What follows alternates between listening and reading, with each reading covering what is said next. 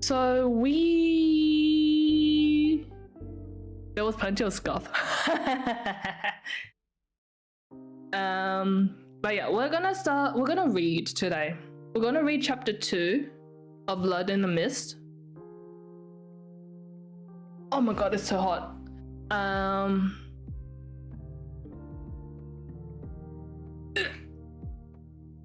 Yeah. But yes, if you need to do any of your post-stream stuff, please go ahead. Please go ahead and do your post-stream stuff if needed. And congratulations again on your re-debut. They're hard to do. There's a lot of planning involved in it. Where am I?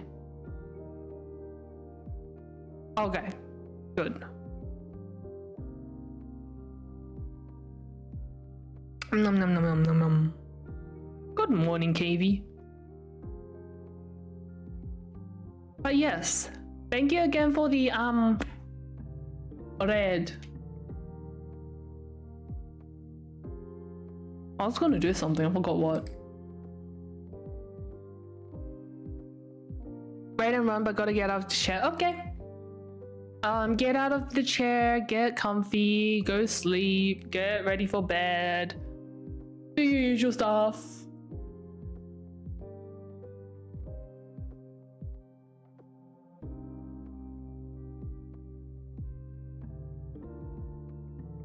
Okay.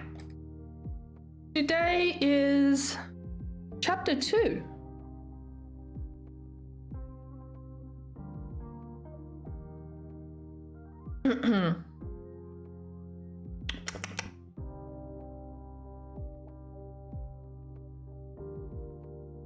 Oh, there's too many words. There we go.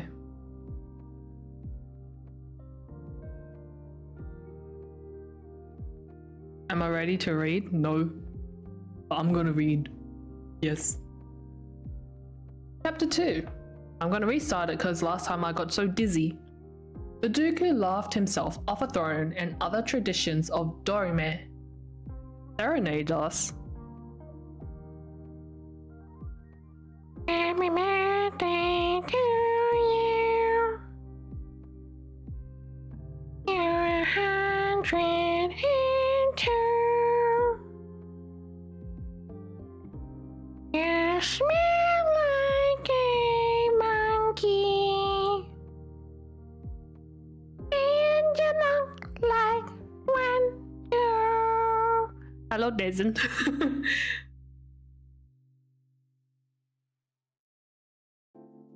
Can I get a birthday song too? That was a birthday song. Was it not? Was it not? Am I wrong?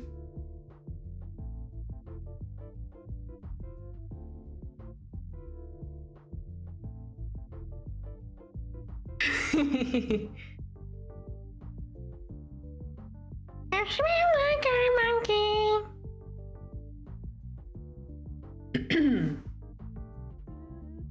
Alright. Chapter 2. Before we start on our story, it will be necessary for its proper understanding to give a short sketch of the history of Dorime and the beliefs and customs of its inhabitants. Lud-in-the-Mist was scattered about the banks of 2 rivers, the Dapple and the Dor, which met on its outskirts in an acute angle, the apex of which was the harbour. Then there were more houses up the side of the hill, on the top of which stood the fields of Gramarye. The Dor was the biggest river of Dorime, and it became so broad at the Lud-in-the-Mist as to give that town 20 miles inland though it was, all the advantages of a port, while the actual seaport itself was a little more than a fishing village. The Dapple, however, which had its source in Fairyland, from a salt inland sea, and the geographers held, and flowed subterraneously under the debatable hills, was a humble little stream, and played no part in the commercial life of the town. But an old maxim of Dorime bade one never forget that that the dapple flows into the door. It had come to be employed when one wanted to show the inadvisability of despising the services of humble agents. But possibly it had originally another application. The wealth and importance of the country was mainly due to the door. The model's pretty. Thank you, the artist is cracked and he drew it with a mouse. He drew it with a mouse, really. He's insane. I know. I know. If he's sick of me saying that, I say every single time someone compliments the model, he drew it with a mouse. Crazy. You heard him. Artist. Oh, he didn't have a tablet. He got a tablet soon after me.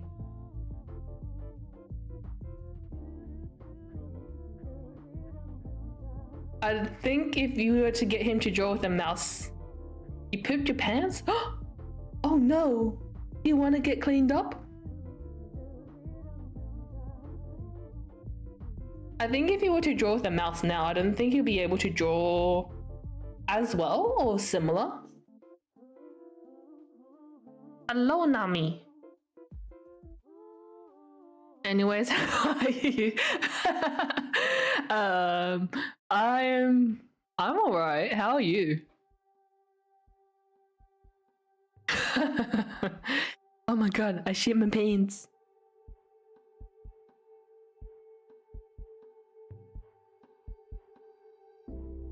You're cool. Nice.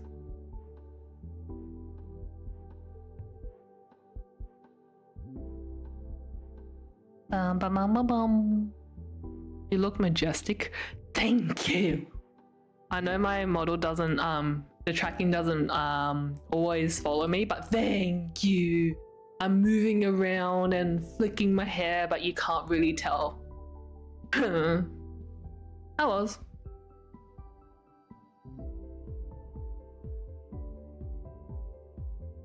Just gonna move things around a bit. Good. Succulent. I would grill her with rosemary and butter. Ah? I never had rosemary before. I'm curious to see what it tastes like. I'm curious to try it. Succulent's one way to describe it. I've never had rosemary. Nope. Succulent means tender. I was actually thinking of the plant.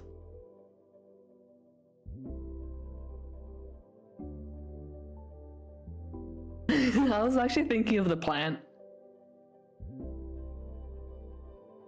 The adjectives used for meat. I was thinking of the plants I would kill.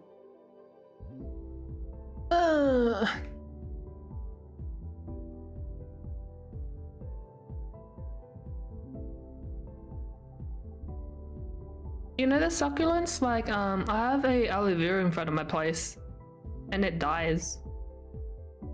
It's dying. It used to be 2 or 3 in one pot, now there's only 1, and it's yellow. Oh.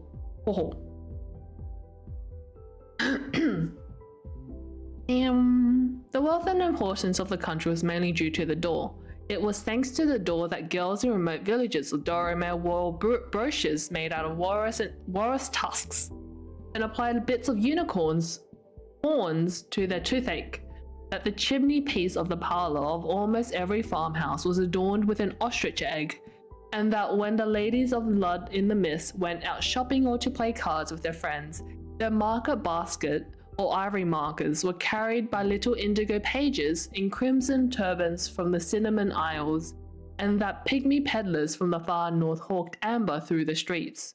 For the door that turned Lud-in-the-Mist into a town of merchants, and all the power and nearly all the wealth of the country was in their hands.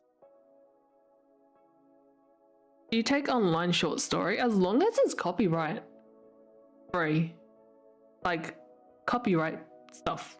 That's why it's all the books I'm reading are public domain, because there's no copyright. I know I can technically read copyright books as people do, but yeah.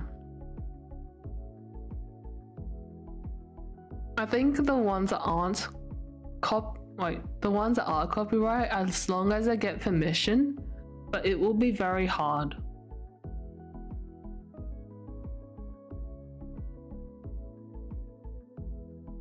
You're hungry, be a break. Okay.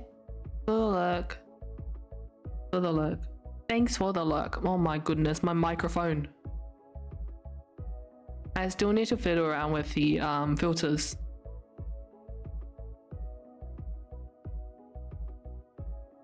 But this had not always been the case.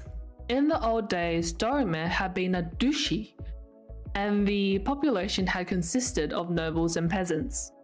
But gradually there had arisen a middle class, and this class had discovered, as it always does, that trade was seriously hampered by a ruler unchecked by our constitution and by a ruthless privileged class. Figuratively, these things were damning the door. Indeed, with each generation, the dukes had been growing more capricious and more selfish, till finally these failings had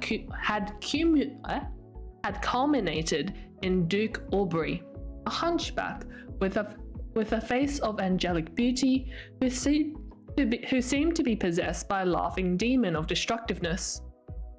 He had been known, out of sheer wantonness, to go up with his hunt straight through a field of standing corn, and to set fire to a fine ship for the mere pleasure of watching it burn. And he dealt with the virtue of his subjects' wives and daughters in the same high-handed way. It's not copyrighted? Okay. Just, I don't know where to put it. You can put it in Discord, I guess. But I need to, like, somehow find it. Hello, NJT. Hello, bro.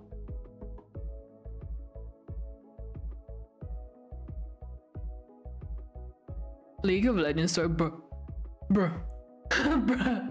No. Is it a fanfic?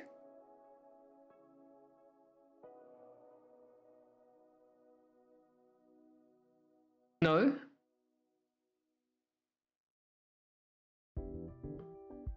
What is it then? Short novels and stuff? Like fan fiction? Okay.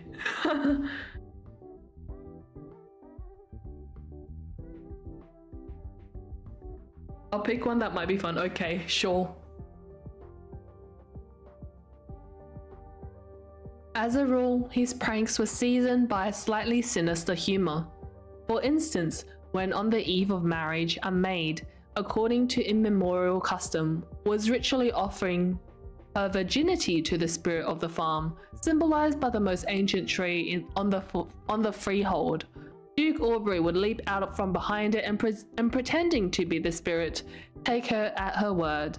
And tradition said that he and one of his boon companion wagered that they would succeed in making the court jester commit suicide of his own free will.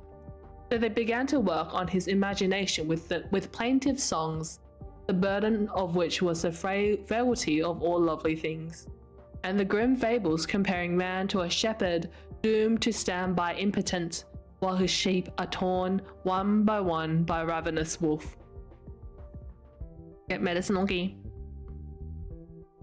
They won their wager, for coming into the jester's room one morning, they found him hanging from the ceiling dead. And it was believed that echoes of the laughter with which Duke Aubrey greeted this spectacle were, from time to time, still to be heard proceeding from that room. What the hell's wrong with him? And there had been pleasanter aspects to him. For one thing, he had been an exquisite poet, and such of his songs as had come down were as fresh as flowers and as lonely as the cuckoo's cry. Cuckoo! While in the country stories was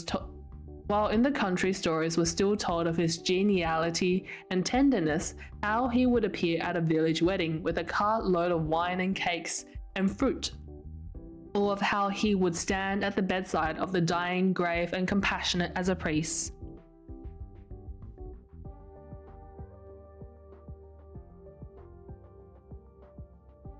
Nevertheless, the green merchants, obsessed by a will to wealth, raised up the people against him.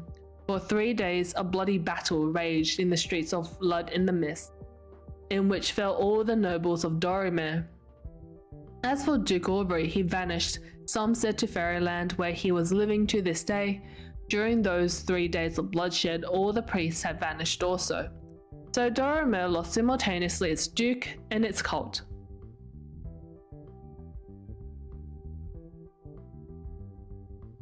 In the days of the dukes, fairy things had been looked on with reverence, and the most solemn event of the religious year had been the annual arrival from Fairyland of mysterious hooded strangers with milk-white mares laden with offerings of fairy fruit for the duke and the high priest.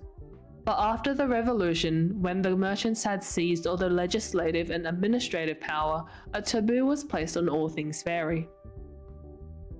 This was not to be wondered at. For one thing, the new rulers considered that the eating of fairy fruit had been the chief cause of the degeneracy of the dukes. It had indeed always been connected with poetry and visions, which, springing as they do from an ever-present sense of morality, might easily appear morbid to the sturdy common sense of a burgher class in the making. There was certainly nothing morbid about the men of the Revolution, and under their regime, one can only call the tragic sense of life vanished from poetry and art. Besides, to the minds of the Dorimarites, fairy things had always spelled delusion. The songs and legends describe Fairyland as a country where the villages appeared to be made of gold and cinnamon wood, and where priests who lived in the opobalsam and frankincense hourly offered holocausts of peacocks and golden bulls to the sun and the moon.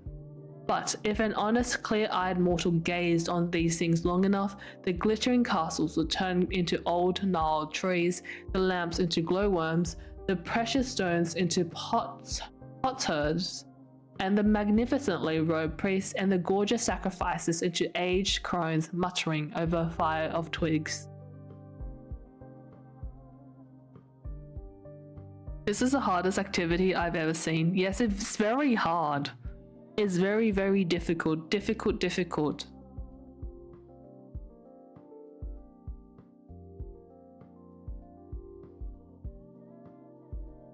Lemon difficult.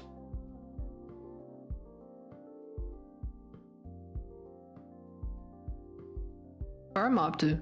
Oh. The fairies themselves, tradition taught, were eternally jealous of the solid blessings of mortals, and clothed in invincibility would crowd to weddings and wakes and fairs, wherever good victuals, in fact, were to be found, and suck the juices from fruits and meats, in vain, for nothing could make them substantial. Nor was it only food that they stole. In out-of-the-way country places, it was still believed that corpses were but fairy cheats, made to resemble flesh and bone, but without any real substance. Otherwise, why would they turn so quickly to dust?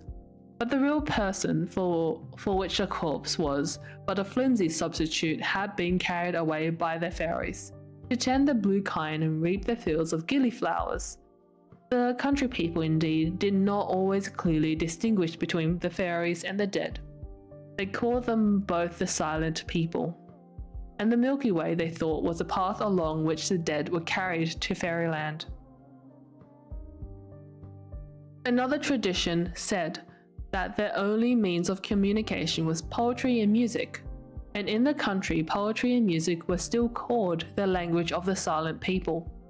Naturally enough, men who were teaching the door to run gold who were digging canals and building bridges, and seeing that the tradesmen gave good measure and used standard weights, and who liked both virtues and commodities to be solid, had little patience for flimsy cheats.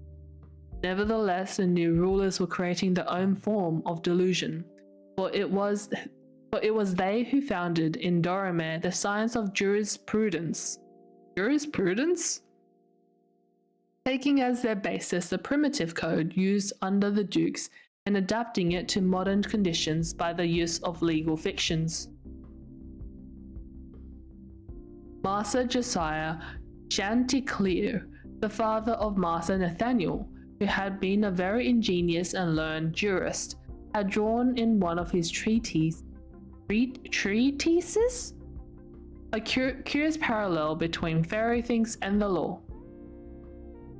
The men of the revolution, he said, had substituted law for fairy fruit, but whereas only the reigning duke and his priests had been allowed to partake of the fruit, the law was given freely to rich and poor alike. Again, fairy was delusion, so was the law. At any rate, it was a sort of magic, molding reality into any shape it chose. But whereas fairy magic and delusion were for the cousining and robbing of man, the magic of the law was to his intention and for his wealth and for his welfare.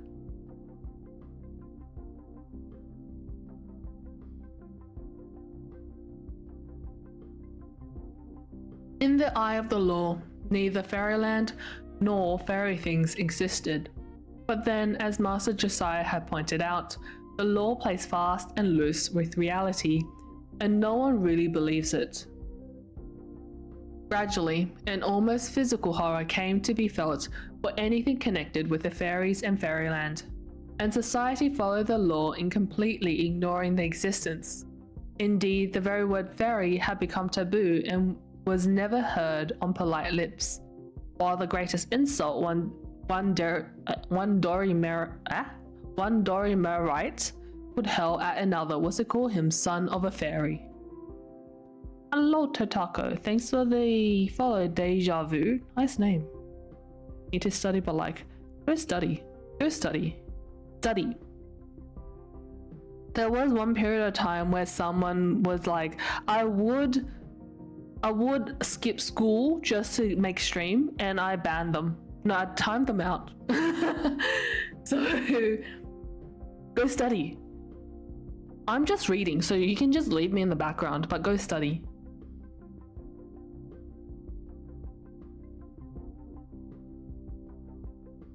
Education is important.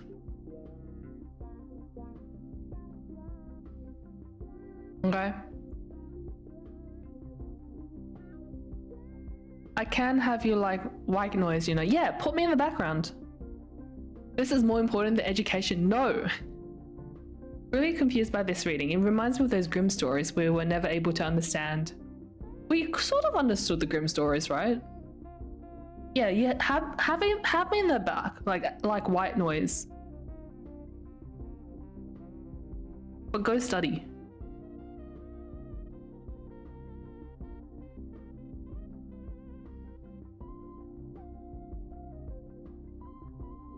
We should go back to the Grimms. I still have the books. Why do you sound like my mom when I was like younger?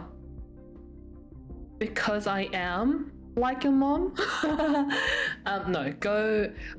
No, it is important. And I'm just saying this because I finished my schooling. It took too long, but I finished.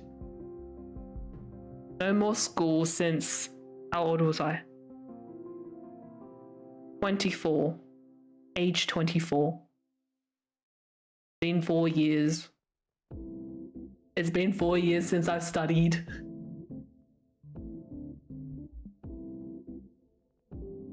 Go study.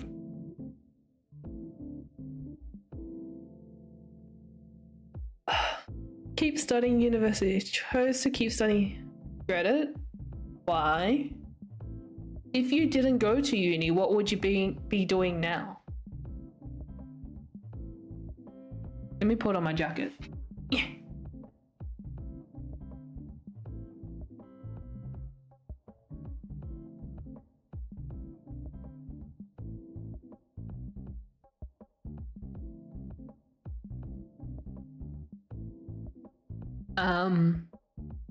No. Don't do that. I know you're joking, but don't do that. I'm not gonna be around forever. I know it's a little bit morbid to say that now, but yeah. I'm not gonna be around forever.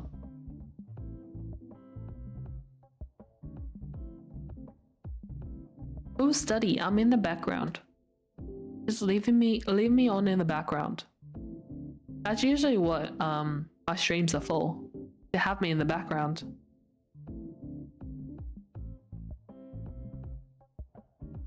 I would like to think that I make decent white noise. My streams are decent white noise. Not really, but yeah.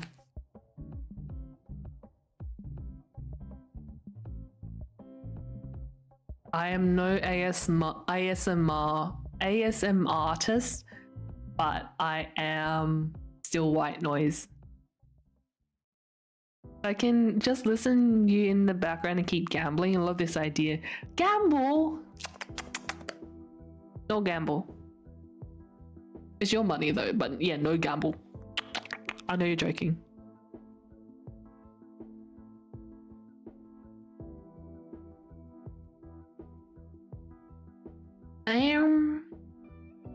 Hello, Gemini. Decent white noise, Val. You think very— No!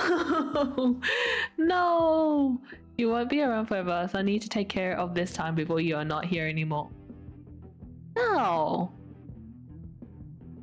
No, you're not. You're not late. Gambling is my family heritage, bro. Bro.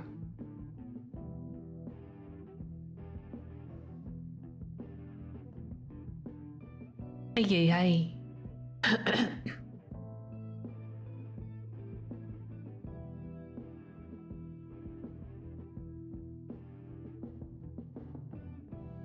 Okay. Let's continue. What?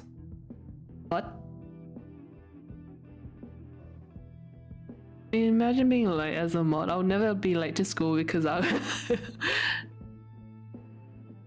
a.m. Wow. But no, keep studying. Be a good student. I'm not a good student, so be a good student in my place.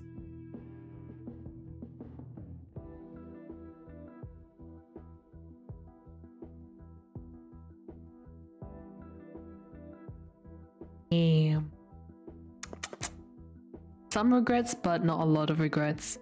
But still, be a good student in my place.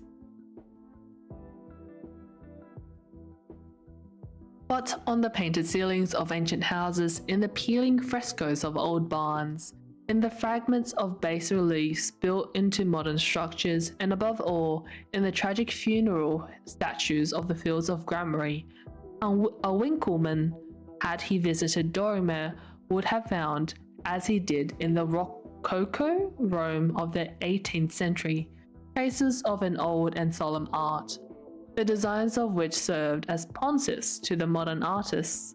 For instance, a well-known advertisement of a certain cheese which depicted a comic fat little man menacing with knife and fork an enormous cheese hanging in the sky like the moon, was really a sort of unconscious comic reprisal made against the action depicted in a very ancient Dolomitic design, wherein the moon itself pursued a frieze of tragic fugitives.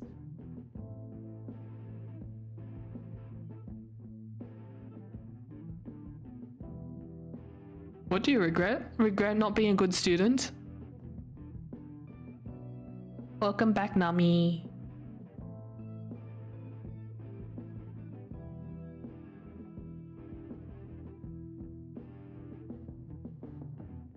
Well, a few years before the opening of this story, a Winkleman, though an anonymous one, actually did appear in Lud-in-the-Mist.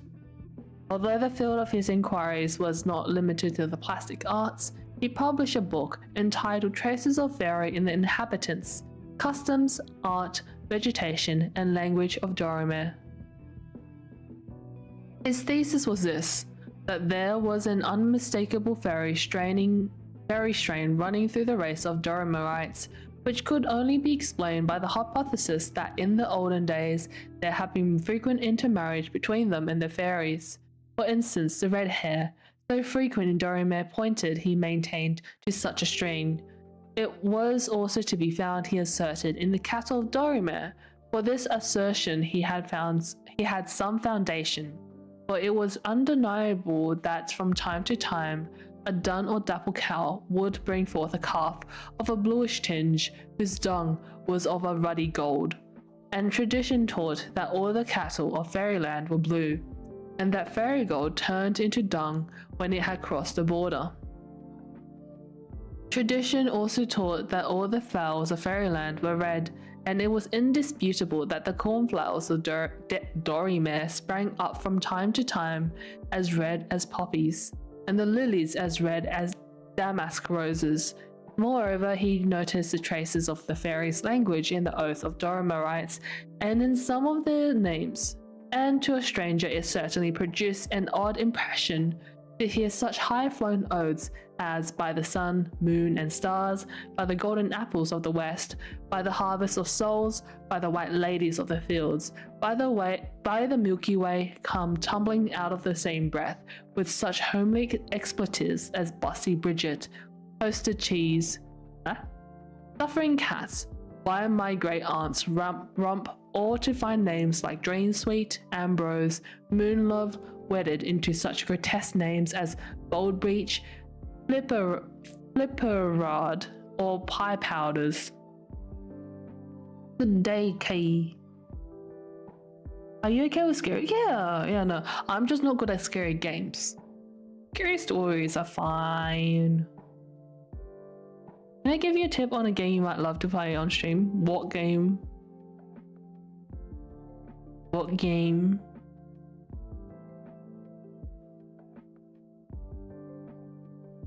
Nine King?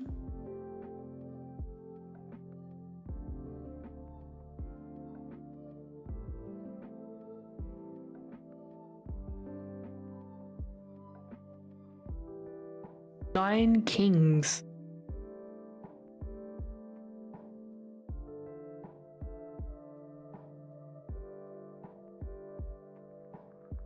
It's a roguelike. I actually have not played a roguelike game so far. Yeah, I sometimes watch horror games and fall asleep to them.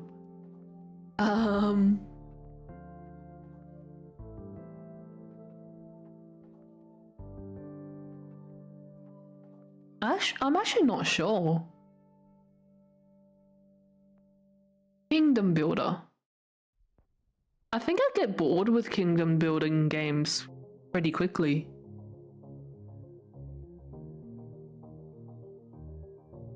There is a roguelike game that I found recently, which is also a puzzle game. Where is it? Hang on.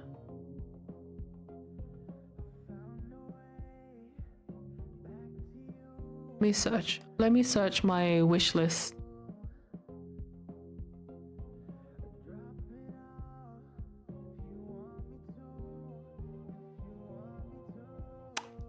I didn't save it.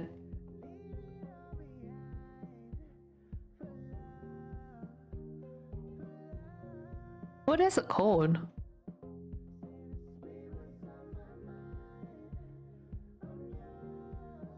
It was a puzzle roguelike game.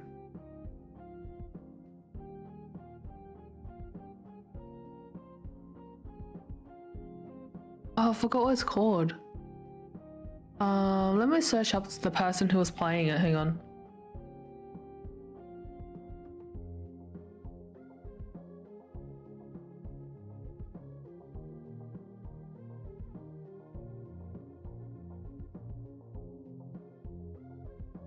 Blueprints. I've been curious about it. Blueprints was the name. Yes. Do you think that will be a possible game?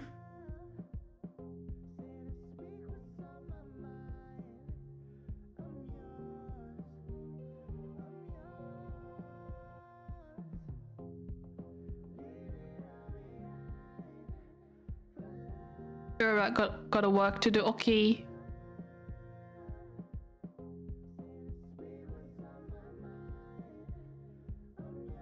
Gonna put in my wish list.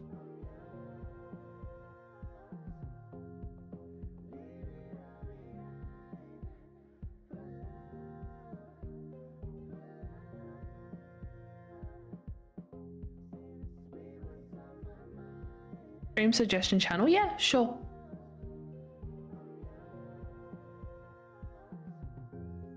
Repetition game, quite appropriate. Quite appropriate for me. Is that what you mean?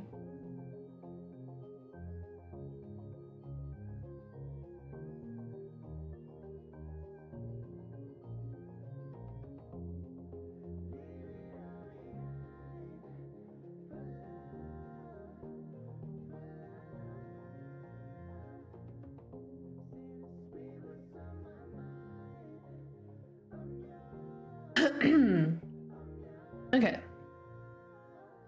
But on the painted ceilings, wait. I'd read that. Okay, found it. But anyway, as long as you don't get bored, you'll be able to move forward. We can give it a go, I guess. With regard to the designs of old tapestries and old bas reliefs, he maintained that they were illustrations of the flora, fauna, and history of fairyland, and scouted the orthodox theory, which explained the strange birds and flowers as being due either to the artist's unbridled fancy or to the imperfect control of the medium, and considered that the fantastic scenes were taken from the rituals of the old religion. For he insisted all artistic types or rituals acts must be modelled on realities, and fairyland is a place where what we look upon as symbols and figures actually exist and occur. If the antiquary then was correct, the Dorima writes, like a Dutchman of the 17th century, smoking his church warden among his tulips and eating his dinner off Delft plates, had trivialized to his own taste the solemn spiritual art of a remote forbidden land which he believed to be inhabited by grotesque and evil creatures, given over to strange vices and to dark cults. Nevertheless, in the veins of the Dutchman of Dorime, there flowed without his knowing it the blood of these same evil creatures. There's a spider. Wait, there was a huntsman at my work toilet today. There was a huntsman at my work toilet today. It was sitting very cozily.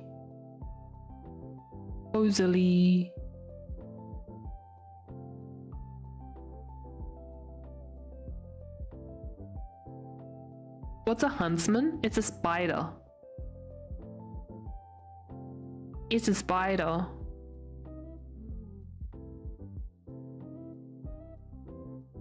Let me see.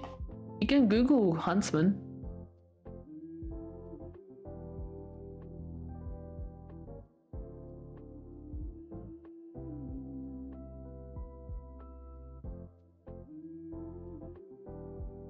It wasn't big, but it was a huntsman. Thought it was a bow. Ew. It looked so fluffy, but it looked very cozy in the toilet. Why does Australian spiders look like that? We get huntsmans, and the other one is whitetail spiders. Did you flush? No, it was sitting on the toilet bowl like lid. So you had to open the lid.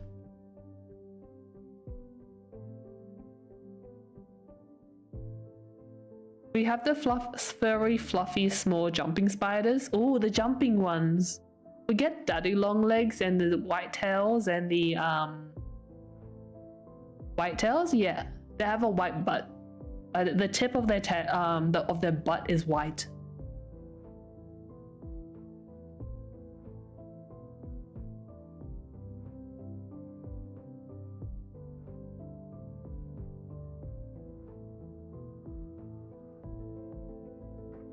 Apparently, according to one person I met who got bit by one, the bite has a anticoagulant in it.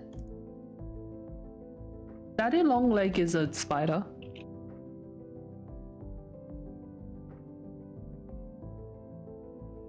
Oh, what about the big boy?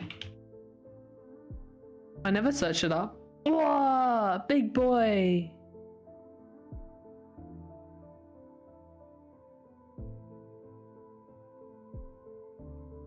Why do they call it big boy? They're so unserious. Big boy. But yeah, in the toilets, we have those spiders. What do you expect them to look like?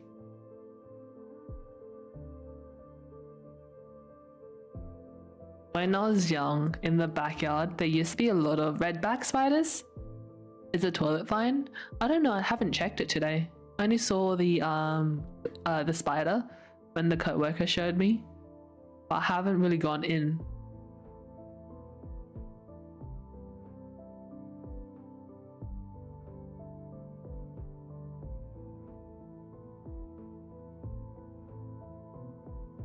Yeah.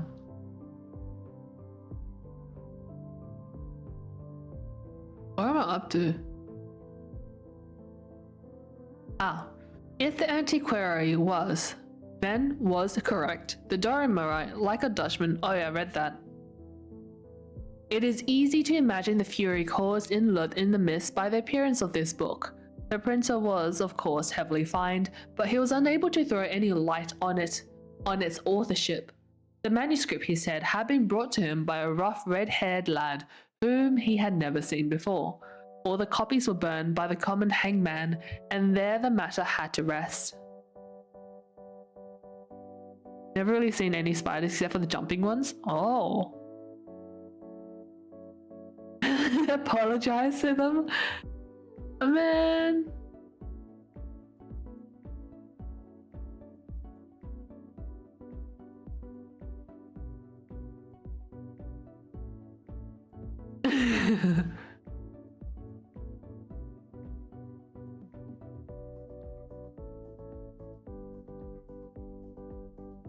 In spite of the laws maintaining that very land and everything to do with it was non-existent, it was an open secret that, though fairy fruit was no longer brought into the country with all the pomp of established ritual, anyone who wanted it could always procure it in Lud-in-the-Mist.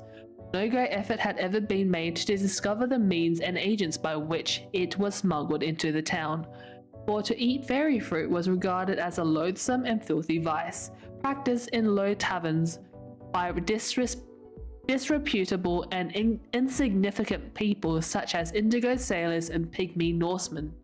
True, there had been cases known from time to time during the couple of centuries that had elapsed since the expulsion of Duke Aubrey, of years of good family taking to this vice. But to be suspected of such a thing spelled complete social ostracism. And this, combined with the innate horror felt for the stuff by every Dorimorite, caused such cases to be very rare. Fatal.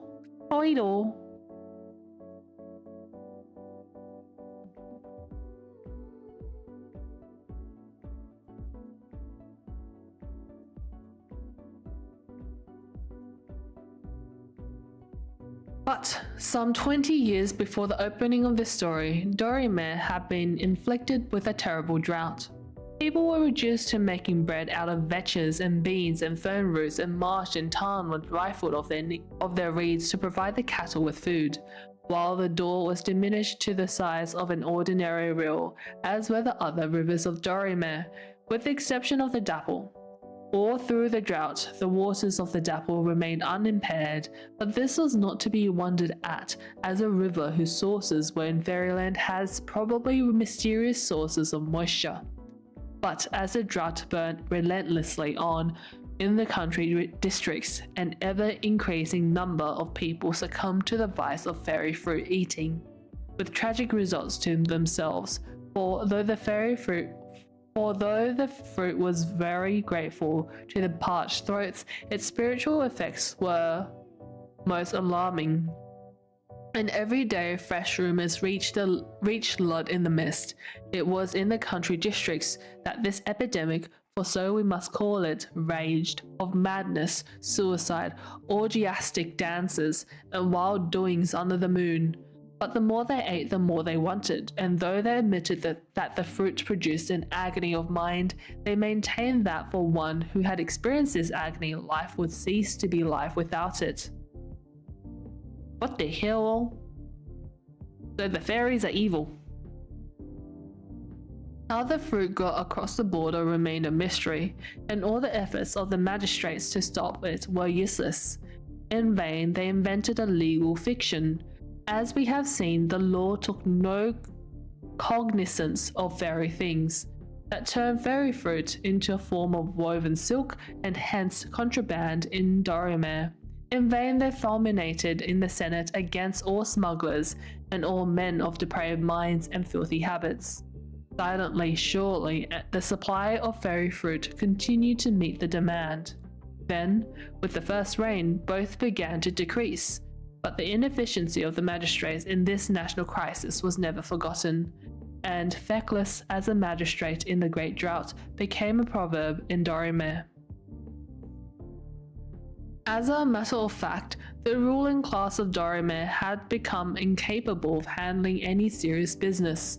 The wealthy merchants of Lud-in-the-Mist, the descendants of the men of the Revolution, and the hereditary rulers of Dorime had by this time turned into a set of indolent and self-indulgent, humorous gentlemen with hearts as little touched to tragic issues as those of their forefathers, but with none of the forefathers' sterling qualities.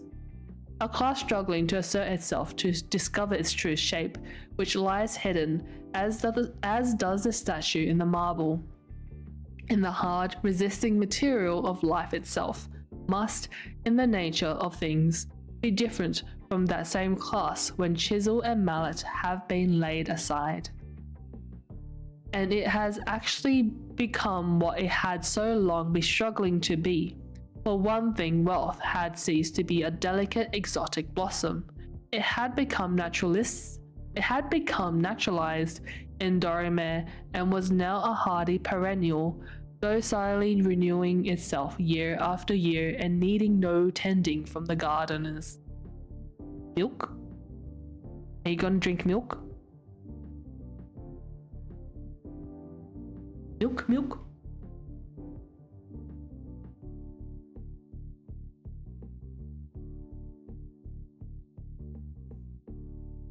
Hence sprang leisure, that fissure in the solid masonry of works and days in which take seed a myriad curious little fat flowers. At 3 a.m, boom, hello, boom. Milk at 3 a.m, I can't even drink milk. That fissure in the solid masonry of works and days in which take seed a myriad curious little flowers. Good cookery and shining mahogany and fashion in dress that, like a baroque bust, is fantastic through sheer wittiness and porcelain shepherdesses,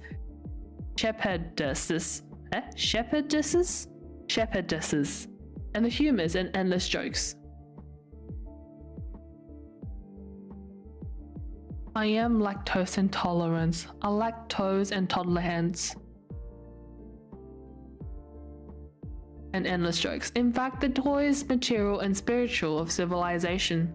But they were as different as possible from the toys of that older civilization that littered the attics of the Chanticleers.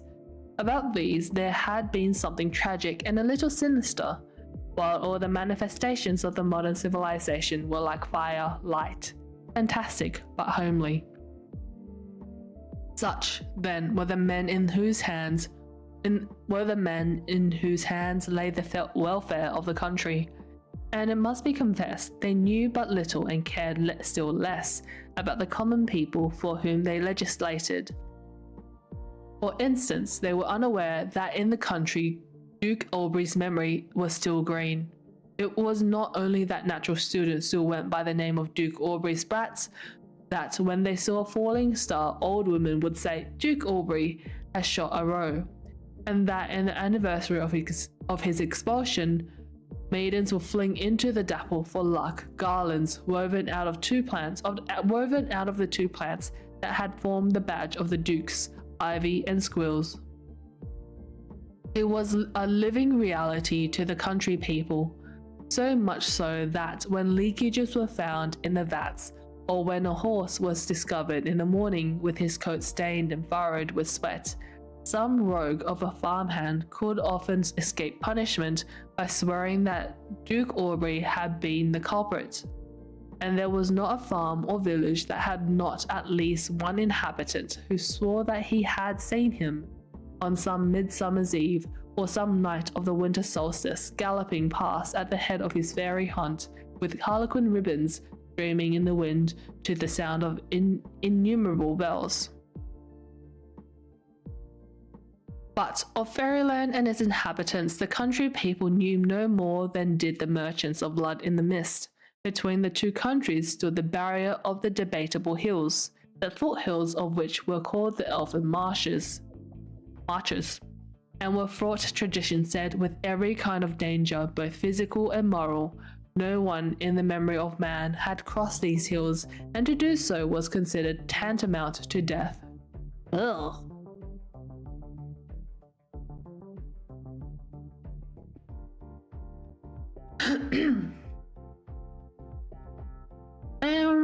That was chapter 2. No dizzy, yay! I'm not dizzy.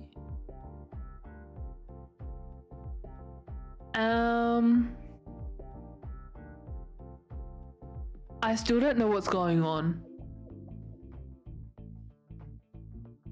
Toes. Toes. Toes, toes.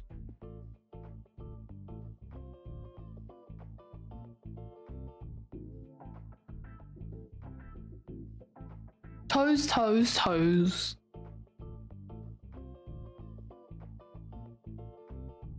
I'm gonna change it to... Okay, never mind. You have toe? How many toe do you have? Chapter 3. The Beginning of Trouble. The social life of Lud-in-the-Mist began in spring and ended in autumn. In winter, the citizens prefer their own firesides.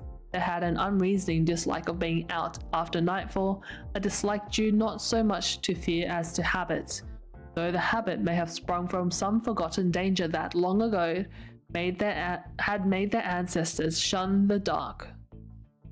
Coin. I'm still as confused as I was in the beginning. Yeah. What is happening? We're sort of recounting what happened. It gives me very Lovecraftian sort of vibes as well. Oh wait, there's talking. Oh, wait, there's talking here in this chapter.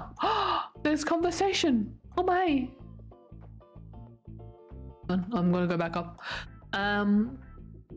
So it was always with relief as well as with joy that they welcomed the first appearance of spring, scarcely crediting at first that it was a reality shared by all the world, and not merely an optical delusion confined to their own eyes in their own garden. There the lawn was certainly green, the larches and thorns even startling so, and the almonds had rose-coloured blossoms, but the fields and trees in the hazy distance beyond their own walls were still grey and black. Yes, the colours in their own garden must be due merely to some gracious accident of light, and when that light shifted, the colours would vanish. But everywhere, steadily, Invisibly, the trees' winter foliage of white sky or amethyst grey dusk was turning to green and gold. All the world over, we are very conscious of the trees in spring and watch with delight how the network of twigs on the weak elms is becoming spangled with tiny puce flowers, like little beetles caught in a spider's web, and how little lemon-coloured buds are studding the thorn. While as to the long red gold buds of the horse chestnuts, they come bursting out with a sort of a visual bang.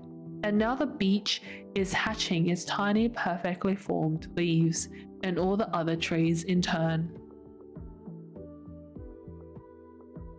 And at first we delight in the diversity of the colours and shapes of the various young leaves, noting how those of the birch are like swarm of green bees, and those of the lime so transparent that they are stained black with the shadow of those above and beneath them, and how those of the elm diaper the sky with the prettiest pattern, and are the ones that grow the most slowly. Then we cease to note their idiosyncrasies, and they merge till autumn into one solid, unobtrusive green curtain for throwing into relief brighter and sharper things. There is nothing so dumb as a tree in full leaf. It was in the spring of his 50th year that Master Nathaniel Chanticleer had his first real anxiety. It concerned his only son, Ranulph, a little boy of 12 years old. Master Nathaniel had been elected that year to the highest office in the state, that of Mayor of Lud-in-the-Mist and High Seneschal of Dorrimer. Ex officio, he was President of the Senate and Chief Justice on the bench. According to the Constitution as drawn up by the men of the Revolution, he was responsible for the safety and defense of the country in case of attack by sea or land. It was for him to see that both justice and the country's revenues were properly administered, and his time was held to be at the disposal of the most obscure citizen with a grievance. What is happening? I have no idea. Hello, Kidito. That's your name. I'm sorry. Senator? I'm not senator.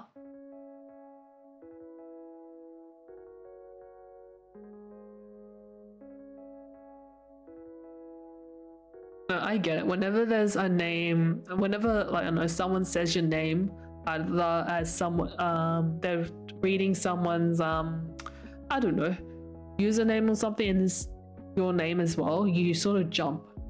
I get it. I'm just listening without understanding a thing. Same.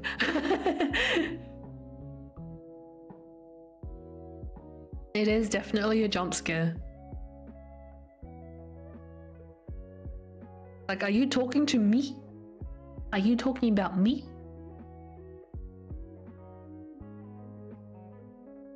Actually, apart from presiding on the bench, his duties had come to consist of nothing more onerous than being a genial and dignified chairman of a comfortable and select club, for that was what in reality the Senate had now become. Nevertheless, though, it was open to question whether his official duties were of the slightest use to anyone. They were numerous enough to occupy most of his time and to cause him to be unconscious of the undercurrents in his home. Why was bro saying mass as well? Like, just ask, oh my god. Rest in peace. I sound like a senator? Ah, no way. I understand nothing about politics. Thanks for the follow, Mbit Ball.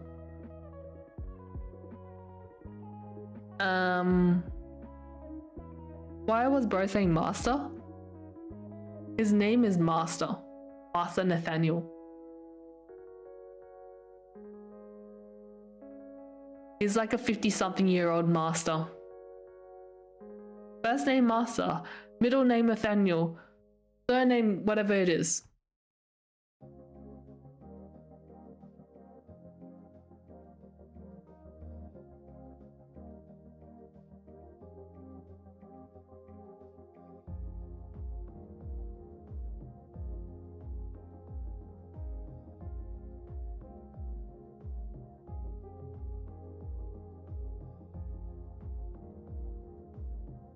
Really the book of all time.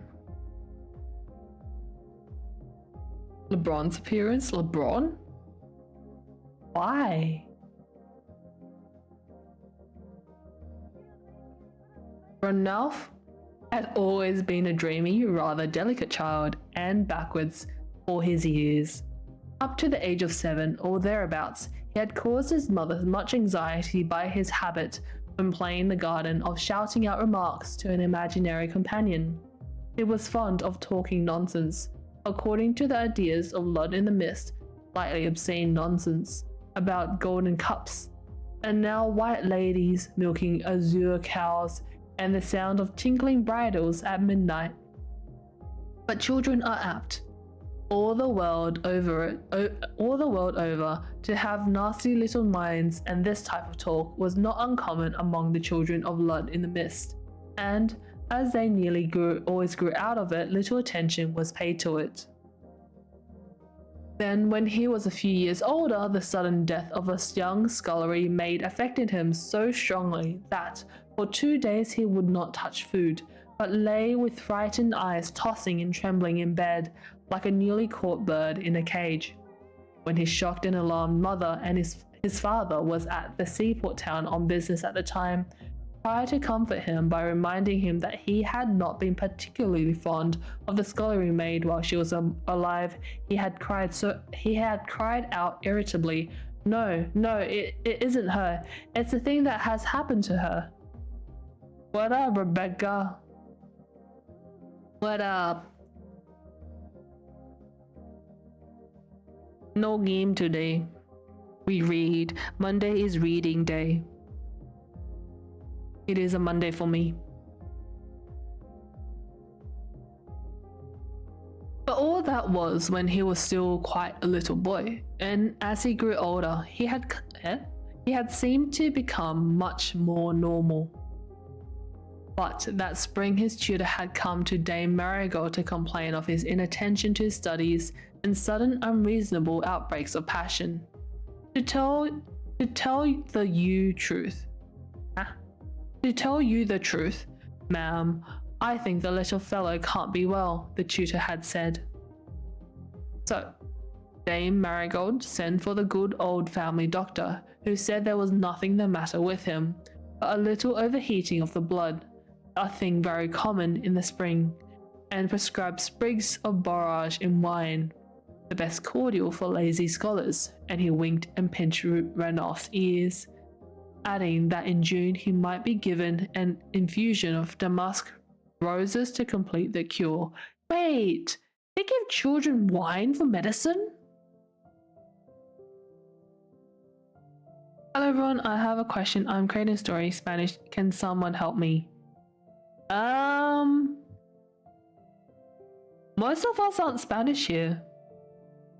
Oh, frying pan just fell on my foot. Why? Is your foot okay?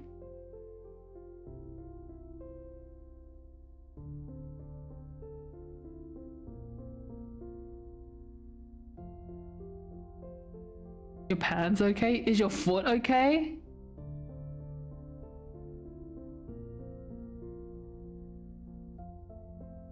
Oh, you can't hear.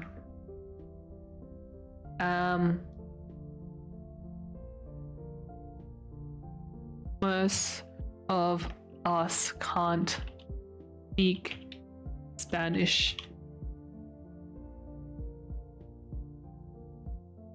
Hee.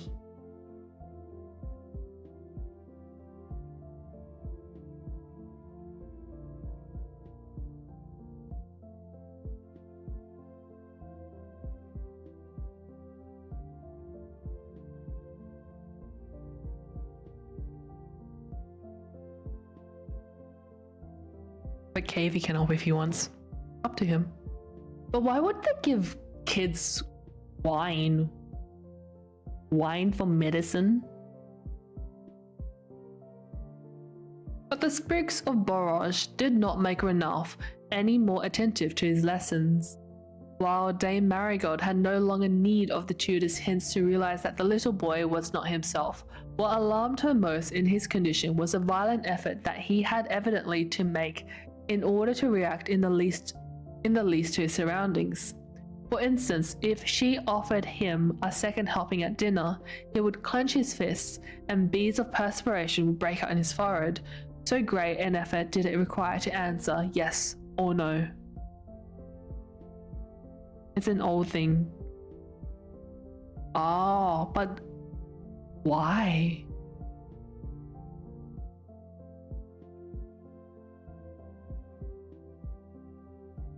Some places children are allowed to drink wine. Why?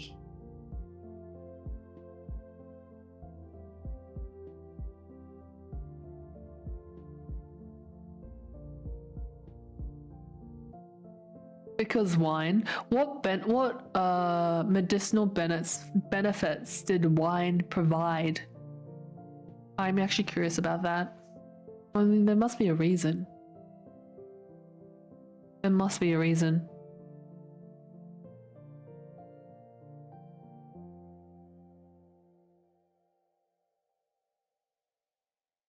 Become numb? Oh, to make them sleepy so they actually sleep. Oh, maybe that. I don't know. Or we just habit.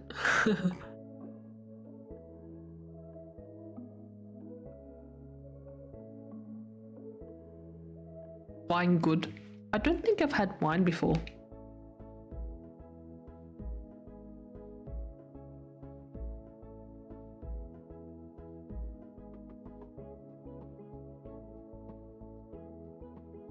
Have you eaten grapes? Yes.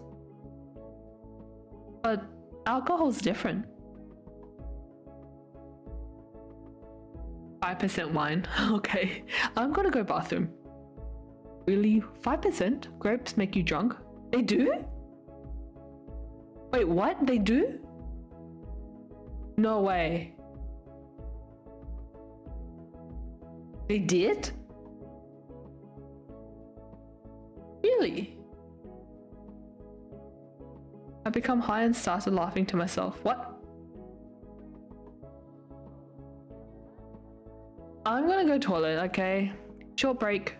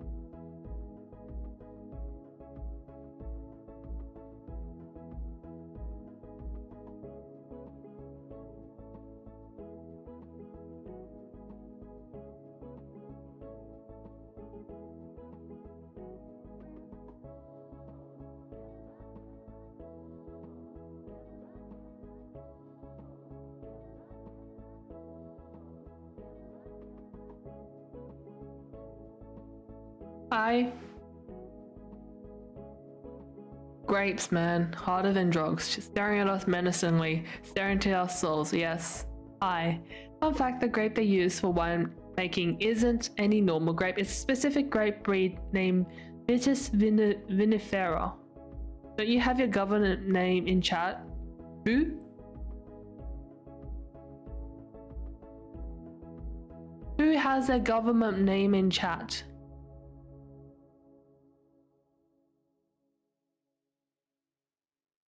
Bro.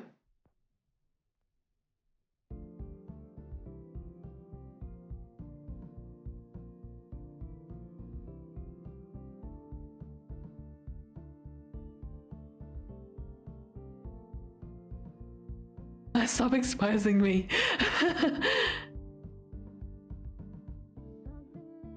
I mean, it's their choice.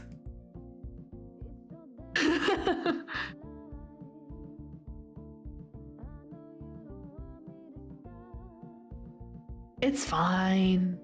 So many people have their government name in chat or as a YouTube. I'll change it when I remember. My username is my full legal government name, bro.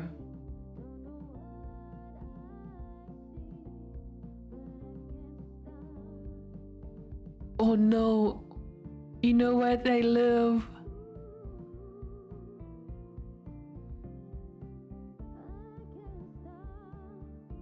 Do you guys actually know each other?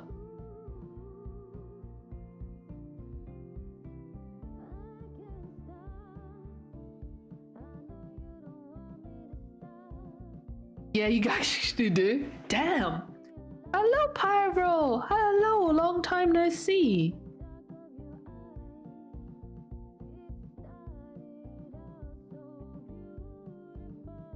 I have taken a full course in winemaking. Oh.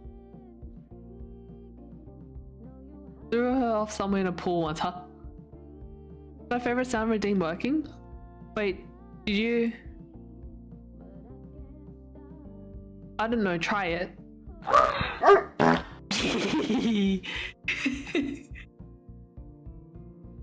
Beautiful.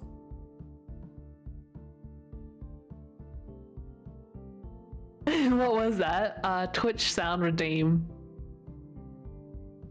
A Twitch sound redeem. The anarchy is an ensue. Aha.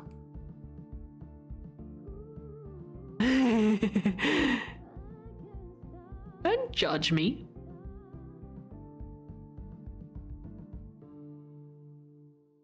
Yeah, the YouTube people are very confused right now.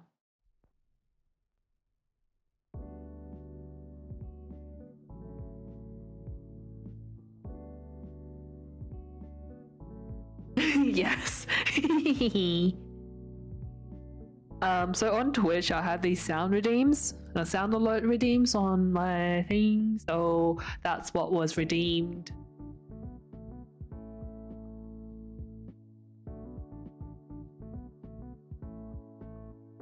I wonder if I can try to make wine. I'm trying to make pickles. I'm pretty sure it's a fail. Do not redeem the fart. It was a combination. It was a moan fart and wait. No. Moan bark fart. Well, I'm pretty sure on Twitch, if you were to type in fart,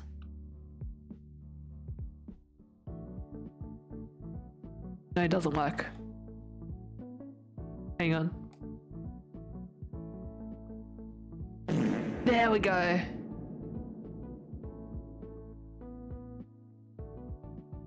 It's crazy. I also know how to make other types of fancy drinks. Just have fart and chat. You just type in fart, but there's also a cooldown time for that. So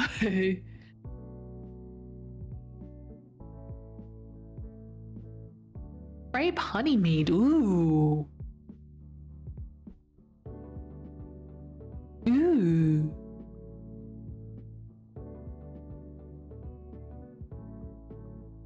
Wait, I want to check something. Hang on.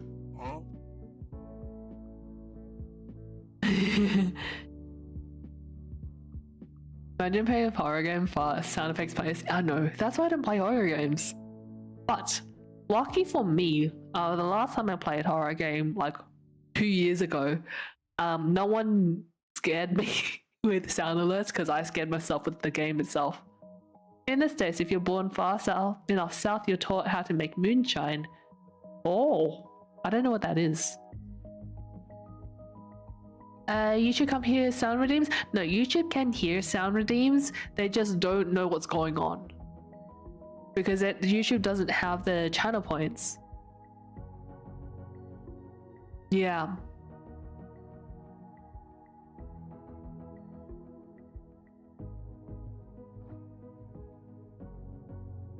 Everyone's fasting on Twitch, yes. I think I'm the clueless one here. So Twitch has this sort of channel point redeem.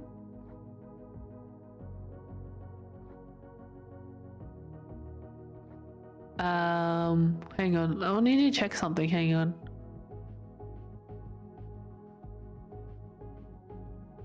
Can I?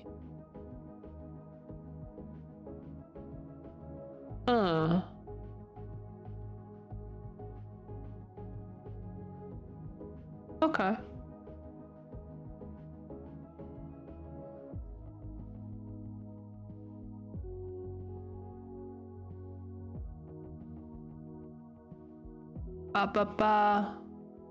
Banana. Banana. I just want to check something. Illegally distilled alcohol. Oh. Us Twitchers have all the uber unique stream interactions. Yeah, hi Indigo. The interactions are a little bit different. I feel like YouTube, I actually don't know. I feel like I wonder if partnered YouTubers streams are a little bit different. Like what's possible is a little bit more different. It might not be actually, I don't know. One day it will be very similar, I hope. Maybe it is possible to bring sound alerts to YouTube. I just don't know how. Thanks for the follow, Sailors. I also need to somehow get alerts, both YouTube and Twitch alerts going at the same time. Can't be bothered. Because my YouTube alert's already broken.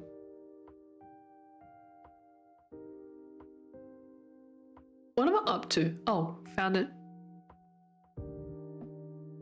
They're the same as other streamers on YouTube. Oh, I guess the only difference would be that, what is it called? Memberships. And emotes? Yeah, the donations, the memberships, and the emotes.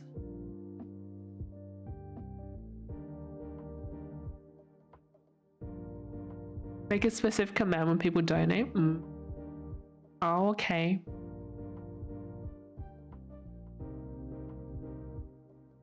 Or I can make a command like make you guys type a command to trigger a sound, like the fart thing.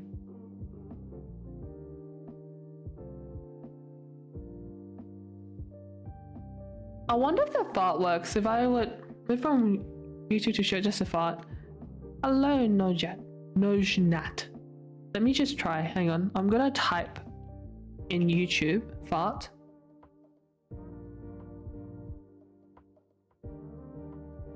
Damn it.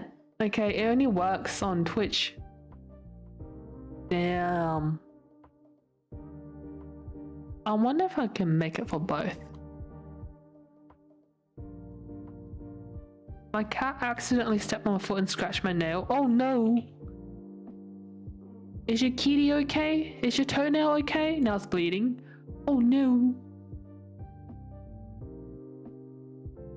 Your command. Oh, it's Twitch. YouTube. Oh, I know what I can do. Wait. Ah?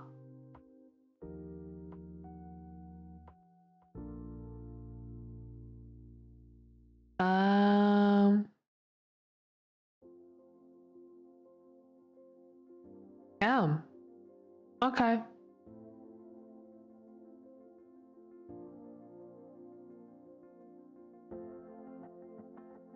That won't work. I thought I could do it on YouTube as well. Cross-playing the streams? What do you mean cross-playing?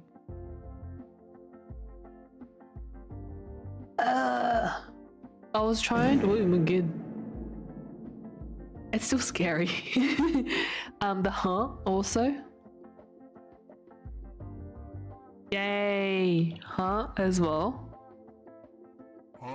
What else was there? Oopsie. There was something else. Oh yeah, the crying ones.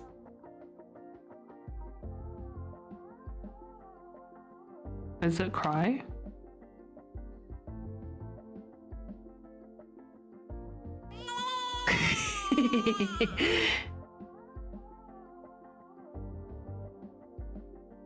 Yeah. Okay, let's continue. There have been There had never been any real sympathy between Ranulph and his mother. She had always preferred her daughter Prunella, and she knew that if she were to ask him what ailed him, he would not tell her. So instead, she asked Ranulph's great ally and confidant, Master Nathaniel's old nurse, Mistress Hempen. Hempy, as they called her, had served the family of Chanticleer for nearly 50 years, in fact ever since the birth of Master Nathaniel. And now she was called the housekeeper, though her duties were of the lightest and consisted mainly of keeping the storeroom keys and mending the linen. She was a fine, hale old countrywoman with a wonderful gift for amusing children. Not only did she know all the comic nursery stories of Dorrimer, Ranulph's favourite was about a pair of spectacles whose ambition was to ride on the nose of the man in the moon, and who, in vain attempts to reach their goal, were always leaping off the nose of the unfortunate possessor.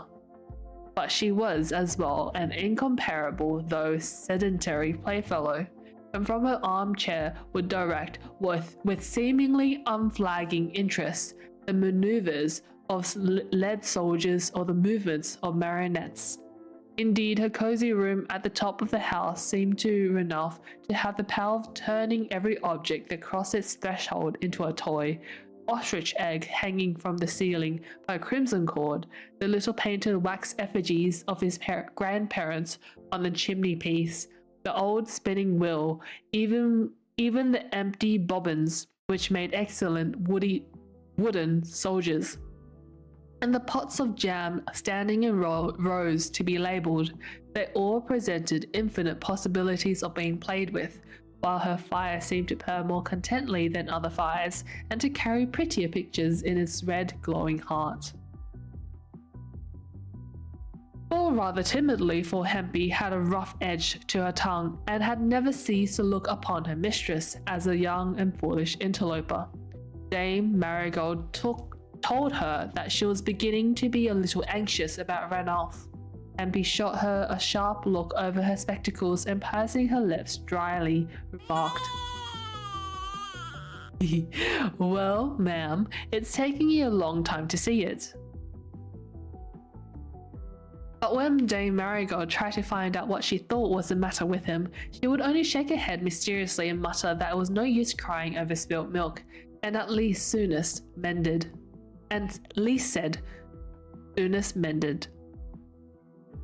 When finally the baffled Dame Marigold got up to go, the old woman cried shrilly, "Now, ma'am, remember, not a word of this to the master.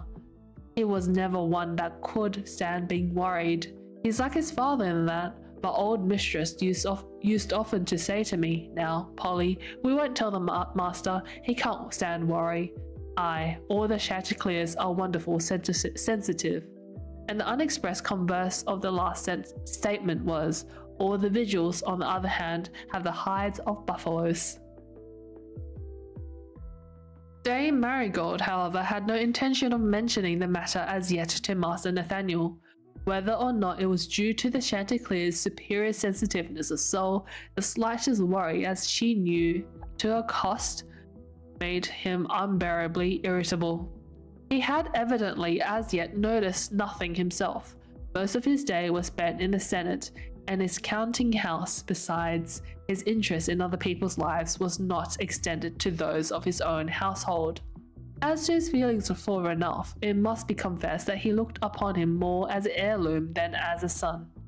In fact, unconsciously he placed him in the same category as the crystal goblet with which Duke Aubrey's father had baptized the first ship owned by Chanticleer, or the sword with which his ancestor had helped him to turn Duke Aubrey off the throne. Objects that he very rarely either looked at or thought about, though the loss of them would cause him to go half mad with rage and chagrin.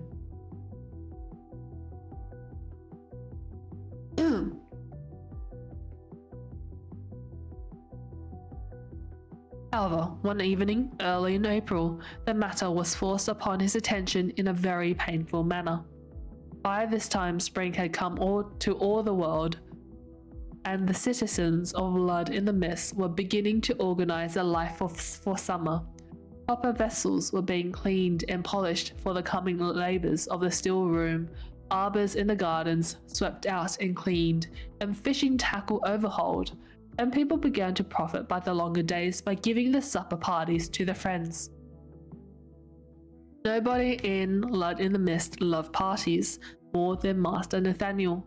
They were a temporary release. It was as if the tune of his life was suddenly set to a different and gayer key, so that while nothing was substantially changed and the same chairs stood in the same places, with people sitting in them that he met every day, and there was even the same small dull ache in one of his teeth, nevertheless the sting, or rather the sourness, was taken out of it all. So it was very gleefully that he sent invitations to all his cronies to come and meet a moongrass cheese, as he had done every April for the last 25 years. Moongrass was a village of Dorrimer famous for its cheeses, and rightly so, for to look at they were as beautiful as Parian marble veined with jade, and they had to perfection the flavour of all good cheeses, that blending of the perfume of meadows with the cleanly stench of the byre. It was the moongrass cheeses that were the subject of the comic advertisement described in the previous chapter. By 7 o'clock, the Chanticleer's parlour was filled with a crowd of stout, rosy, gaily dressed guests, chattering and laughing like a flock of paroquets. Only Ranulph was silent, but that was to be expected from a little boy of 12 years old in the presence of his elders. However, he need not have sulked in a corner, nor responded quite so sturdily to the jocular remarks addressed him by his father's guests. Master Nathaniel, of course, had a well-stored cellar, and the evening began with glasses of delicious wild thyme, gin, a cordial for which that cellar was famous. But as well he had a share in his common cellar, owned jointly by all the families of the ruling class. A cellar of old mellow jokes that, unlike bottles of wine, never ran dry. My peasant ears cannot comprehend. Same. I have no idea what's going on.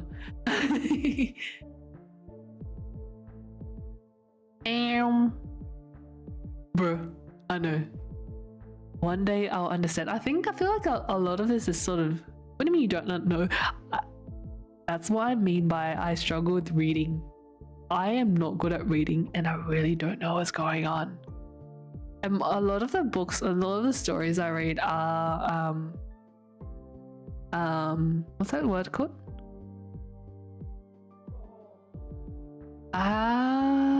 Public domain.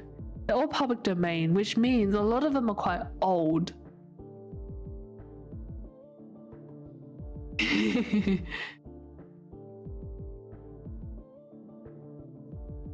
Yeah. A lot of them are quite old, which means a lot of them are a little bit difficult to comprehend. Yeah. Unless you can find a public domain book that's a little bit easier to comprehend, to understand.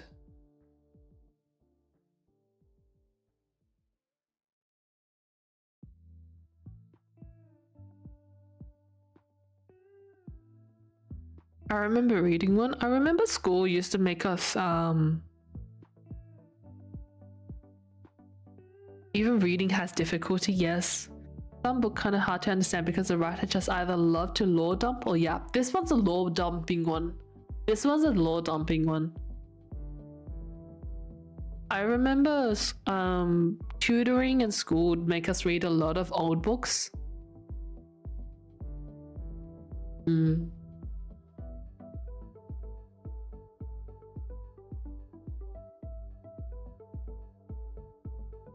Yeah.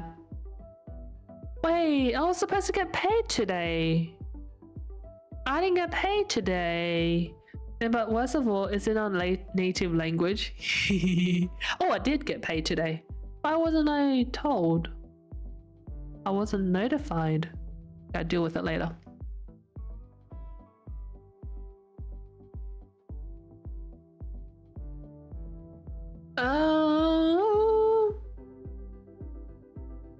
What am I up to?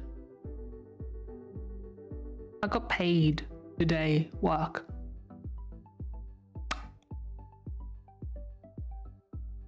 Today's payday. Yeah. And usually I get notified by my bank, like a little notification. I didn't see it today, so I was like, huh, okay. But no, I just checked. I did get paid. I just didn't get notified.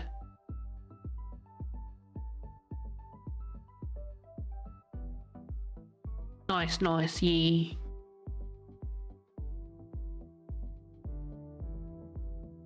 What am I up to?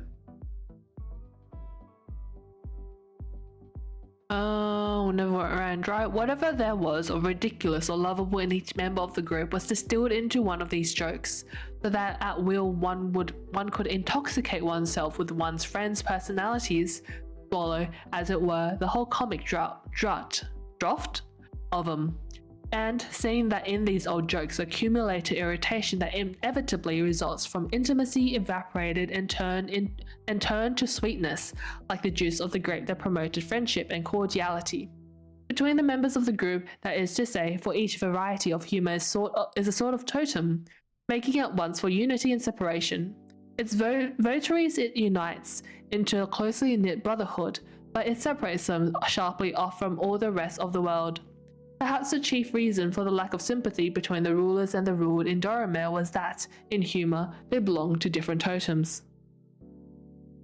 Eat is a turd. Hello, you can read? No? No? You think I can read? You really think I can read? No. Reading hard. Nah. Good. That's good. Huh?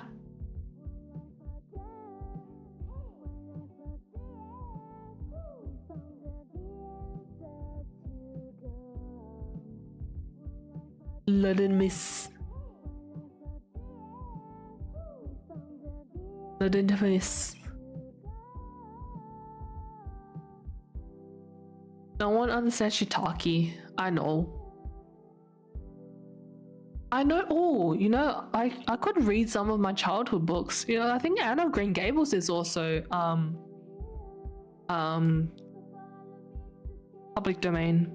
Anne of Green Gables. Public domain.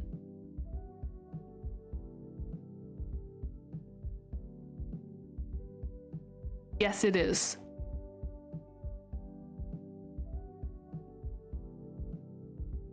Anne of Green Gables. What else is there? I think Huckleberry Finn. Public domain.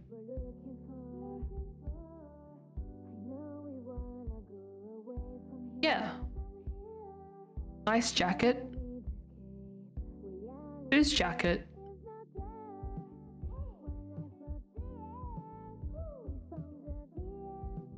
Boom.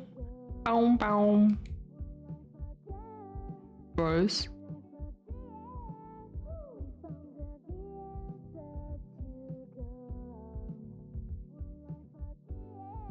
What happened? It's cold. It is cold.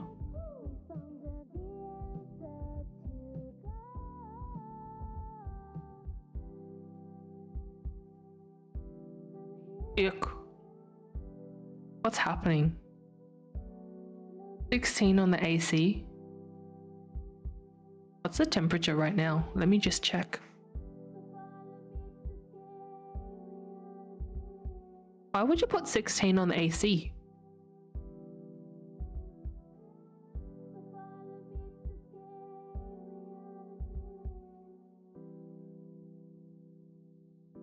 I have a sore thumb. My thumb hurts because cold. But isn't 16 cold? Why would you put make it colder? Cool down my AC with another AC. Oh.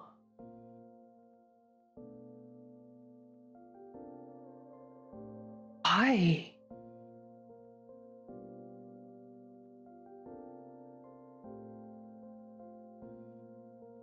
What's happening, hybrid? I have no idea. I'm reading, but I'm also a little bit distracted. It could override temperature, huh? Make fire camp. Monday is reading day.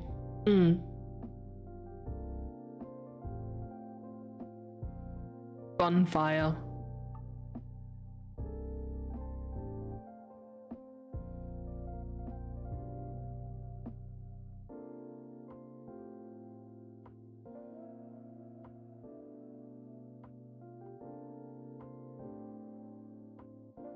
My house now on fire with the bold stream. The bold happens when it gets redeemed.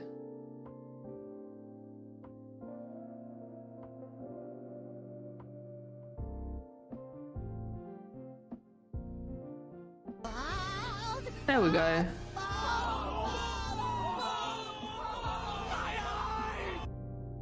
We have to learn to read. Yes, we have to learn to read.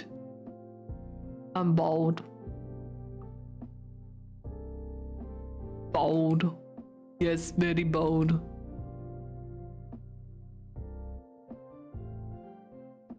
You're reading? Nice.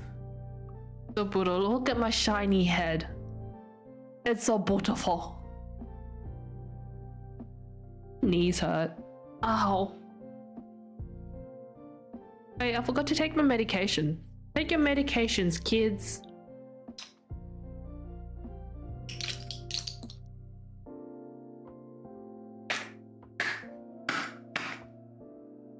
No meds. People can read, I can't read.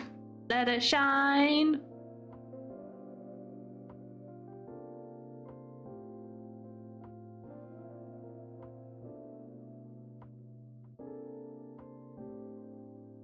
Crazy tonight? No.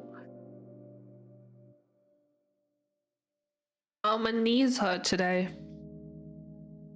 This morning I went to the toilet, the bathroom, and I didn't see the patch of water on the ground, and I slipped and I did half a split and it hurt so bad. The bolt gone. Yeah, the bolt's not permanent.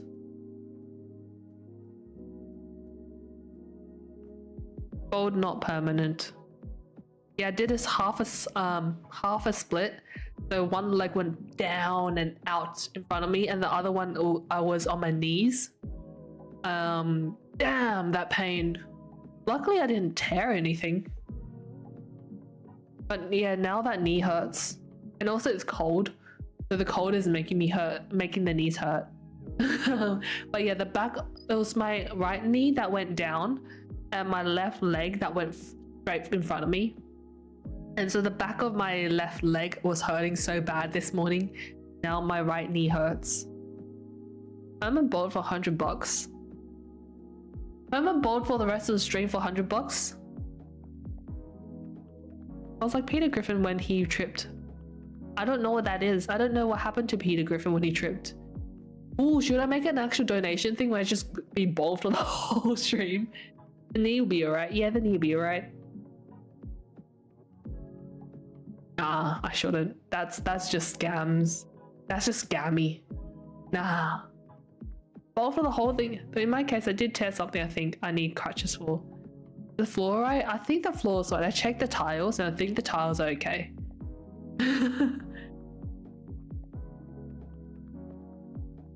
You did tear something? Ooh.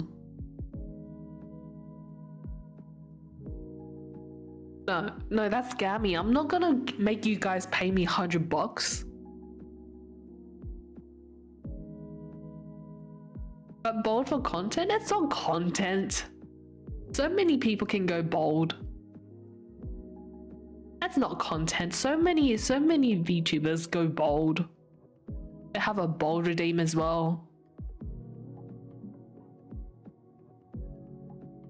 I wanna one day when I have time, I will change the redeem so you get a not razor.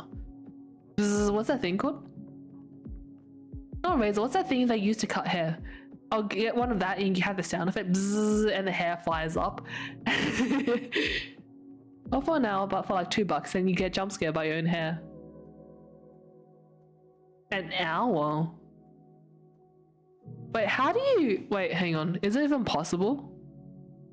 Let me just see. Hang on. Checking. Add. Oh, hang on. No triggers.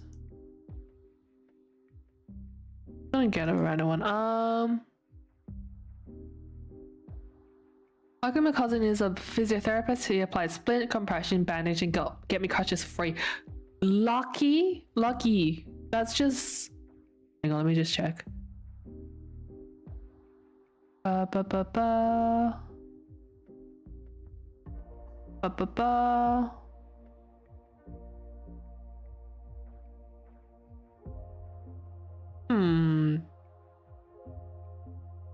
The blessing doesn't do much. It's because I need to change it to something else.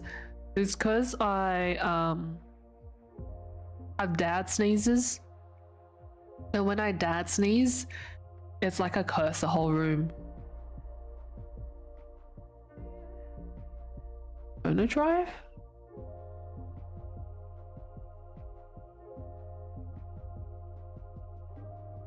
The dad sneeze.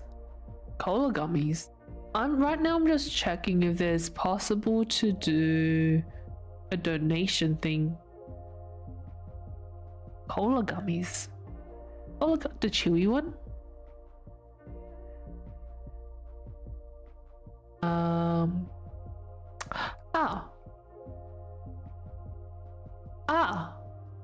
Hang on.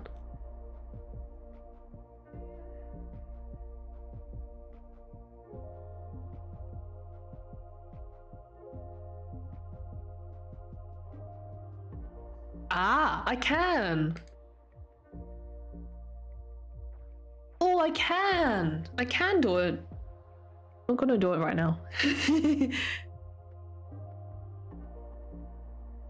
$2 per hour. Damn. Really? My streams don't even go for that long. My streams aren't even that long. They're like 2-3 hours long usually. I don't do long streams. I need sleep. I'm to spend my salary? No, stop! No, don't do that! Don't do that! $6 total. Don't do that!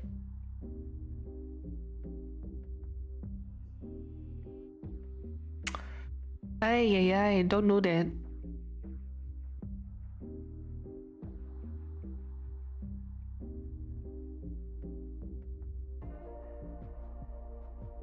It's not worth it. It's not worth it. It's definitely not worth it. Okay, I need to write it down somewhere because I never really thought about it.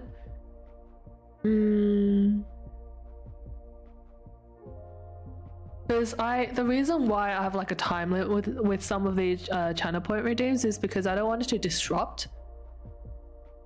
Patiently waiting to make you bold. I don't want to disrupt anything. That's why I have them as I have the times. Let me get a note. Sticky notes. But what if I made people pay for the disruptive ones? What are we talking about? I don't know. I don't know. What if we paid for it?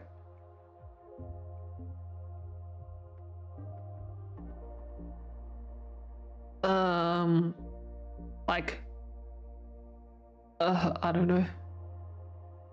$200 to end stream. It would just end then and there. Or, what else is there? Profit? No, because I didn't. What do you mean, Gad? $200 to end stream, or what else is there? Profit. Yeah, $200 I can go to sleep.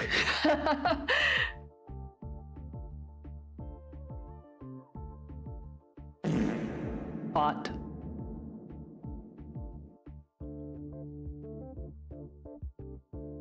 I don't know what else is there.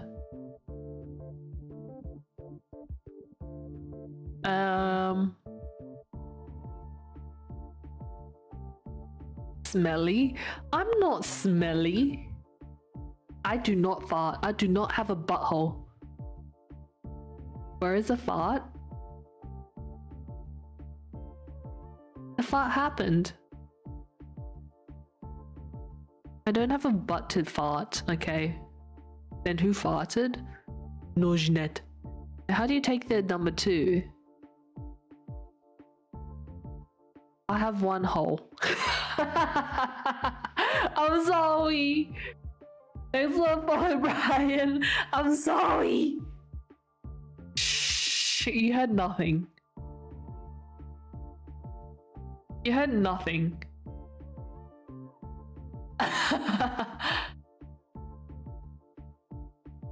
Lies. For everything? Yeah. Get the convenience of it.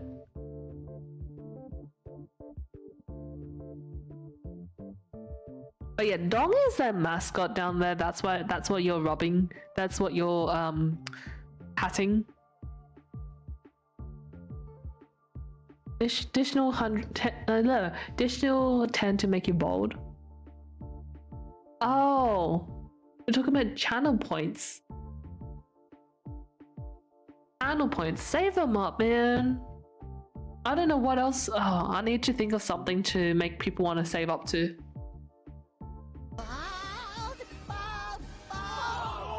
Oh, should I learn how to wait, let me just check. Should I learn how to I think I'm gonna learn how to crochet. That shiny hand. Yes, blood. What's blood? What's blood? I'm googling.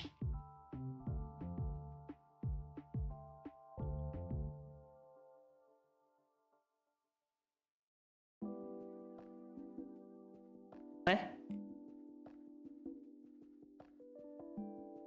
1 in 3 men suffer through balding, but with Manscaped, what?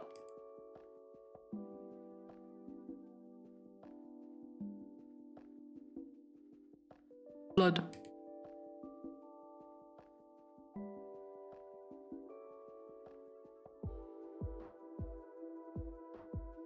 Manscaped? What's Manscaped?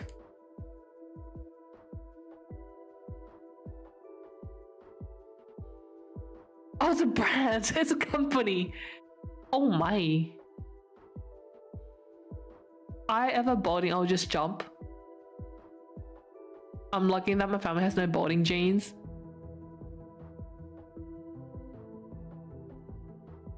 I'm balding. Sort of. I'm trying to fix it. Naomi though, do you have family member who's bald? Like, is it in your family, the balding gene?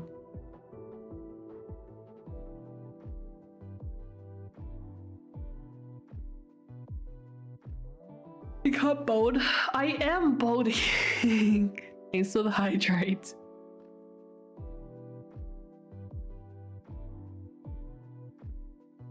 Then you're fine. Just take care of your scalp.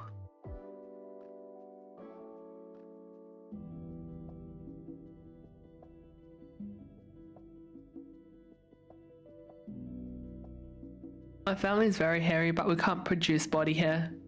Ah, the pure Asian gene.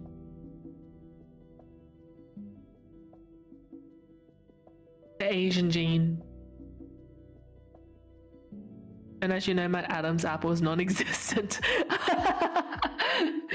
But your voice still goes deep, right? From my understanding.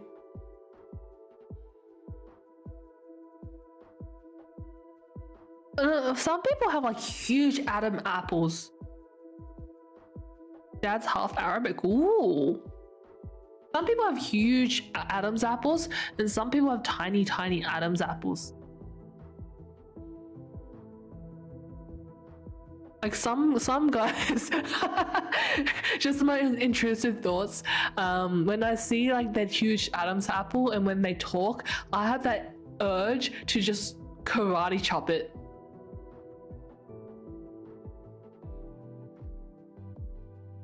As an Asian, I think I'm Asian. Has a huge Adam's apple. Even my dad's barely visible. No, it's like it's genetic. Like for some of them, you can when they talk, it literally goes up and down. Or when they swallow, you can see it go up and down. It's like an elevator. Or a lift. Elevator, same thing. But it's like an elevator, it goes up and down, and then when you see it and you just stare at it, you just want to karate chop it. Just see what happens if you just whack it. My Adam's apple is an actual apple. Oh my god. What is it like to have an Adam's apple?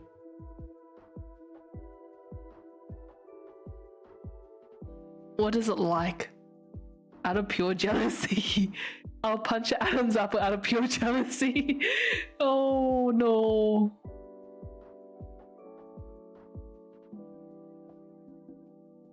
Every time I talk, my throat tickles. Really? My neck fat protects it. Oh yeah. There's also neck fat to consider as well. And also like the glands. What's it called? The thyroid.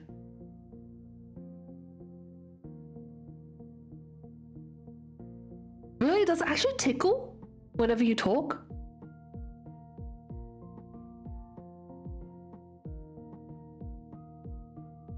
Why is Adam selling his app? Who is Adam? Why is he selling Apple? I don't know. I'm not big backed in just fat.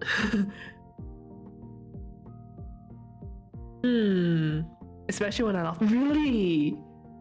Every time you talk or laugh, it tickles.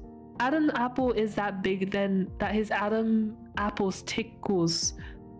Dang!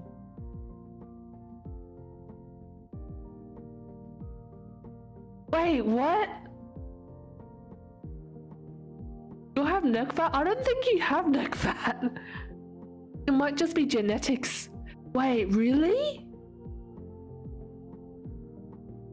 Wait.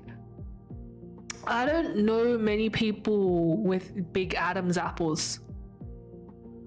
Ask the guys. I need to find someone with a big Adam's apple and I'm gonna ask them.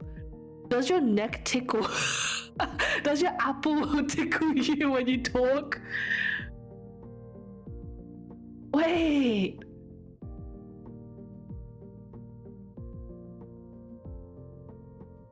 Wait, okay, you know what? I'm gonna does it tickle? No, I haven't talked to a lot of my colleagues in a while. Apple pie with it? I'm gonna actually ask them. Let me go. Question. If you have big Adam bone apple tea. A drop bear's real, yes. Big Adam's apple. Does it tickle you when you talk or laugh? People are gonna just see me just messaging them after like years of not saying anything. That's an empty chat. Ooh, I should ask my brother. Wait, does he have a... No, he doesn't have a big one. If it's only me, I'm cursed. Am I really just gonna show up into people's chat and just ask them that out of nowhere?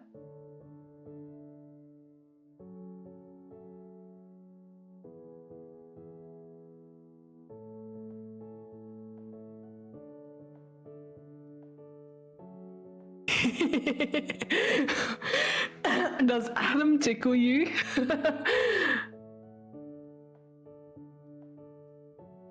Wait, I'm actually gonna do it. Oh my goodness. And I'm just gonna say question. If you have big Adam's apple, does it tickle you when you laugh? Does your Adam tickle you? Oh god. Oh no. Wait, okay, how many people do I ask? I actually don't know that many dudes.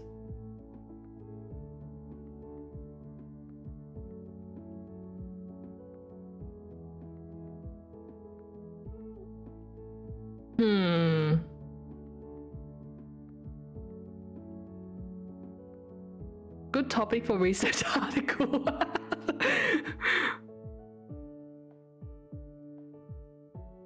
Oh god, I haven't. Why is my social life so empty? My goodness.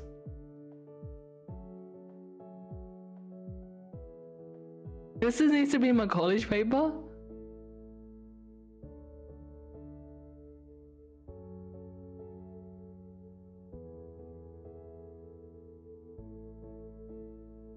This is important. But dude. No, but the thing is, this conversation can't go outside onto YouTube. Because if they find me, I'm out. Hello. I'm out of here. I'm graduating, they find me. This can't leave.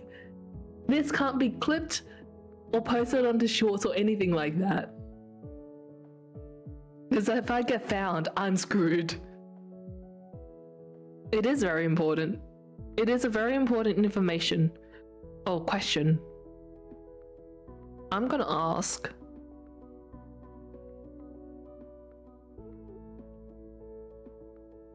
Hello. FBI's already watching. No, okay. One thing that I've mentioned a few times in the past, if a family member or if someone from my real life finds me, I'm actually stopping streaming. I'm actually ending it then and there.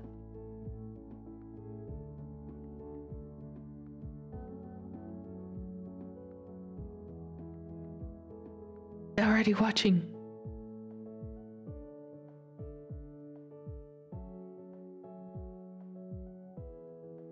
What's good, wavy Bibi? Hello. I wonder if someone has such fine tune of the Adam's apple they can speak in Morse code. Oh no! Did you finish reading? No. No. We're talking about Adam's apples.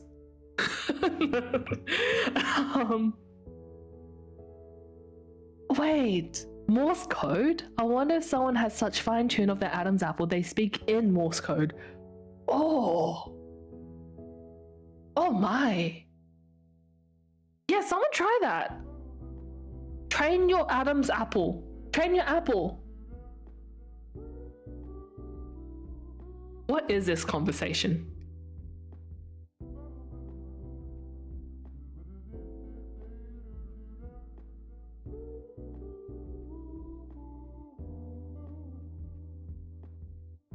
That's so weird. Why is that weird? Talking apples with Adam. Yeah, apple talks. Oh, one of them saw the message. I really thought they only appear in males. No, I'm pretty sure they have them in females, but they're just not as big and prominent. Is Adam putting his apples in people's throats? I know, right? How dare he? Why does Adam discriminate, putting his apples in some people's throats and not in others?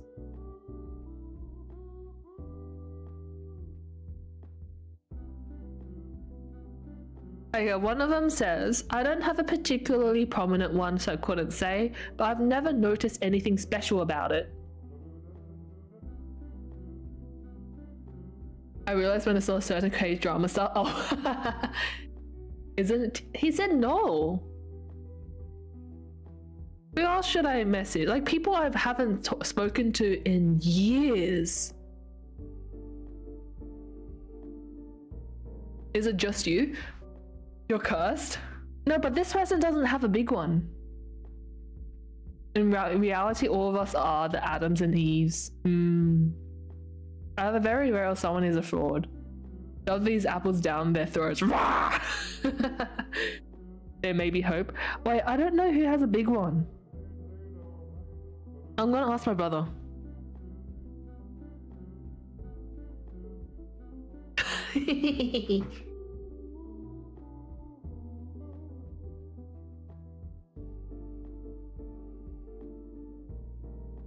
We are not reading, we're talking about Adam's apples.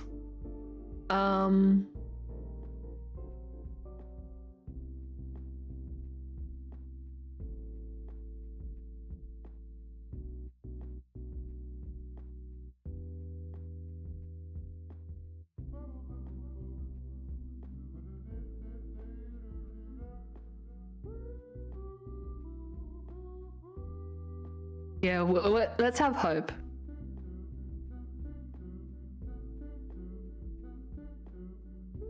Apple for Adam from Assassin's Creed, what?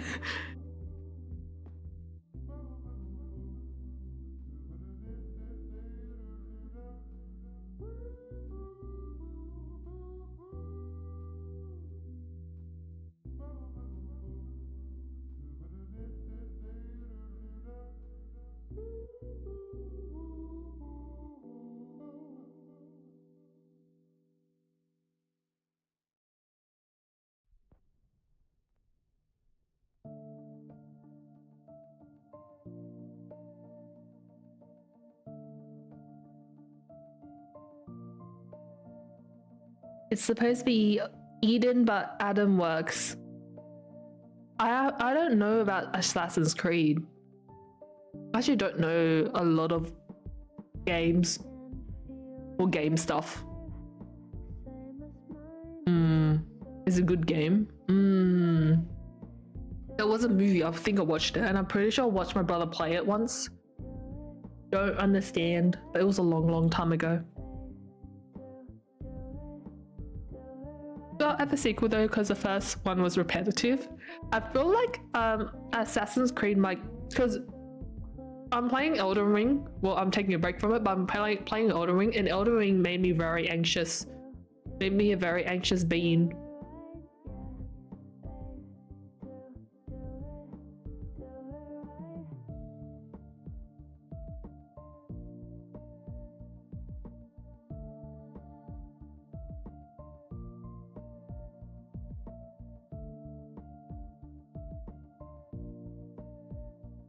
Do you remember the story when they got rid of what as a main protagonist?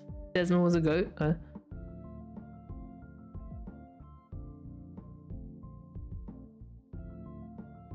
Man, why do I have censored stuff?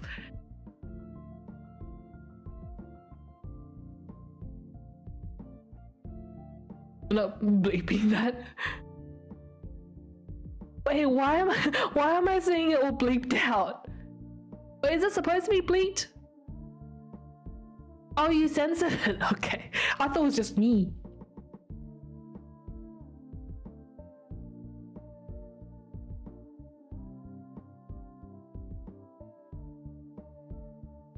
Okay, I asked a friend if I should just message the people and just show up out of years after not talking. And they were like, YOLO, should I actually just ask people I haven't spoken to in years?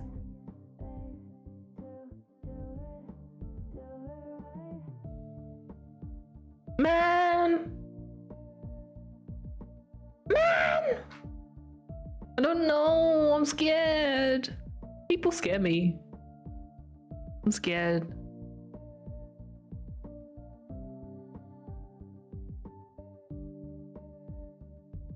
Okay, I'm asking.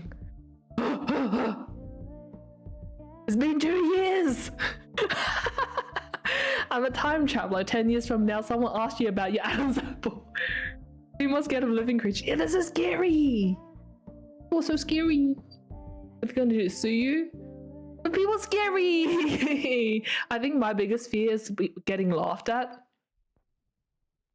or judged. Living creatures are scary. They are. Worst case scenario, you get ghosts. No, my biggest fear back, like this was ages ago. This was in high school. People will I don't know, if I said something, people will share it with each other and laugh at me.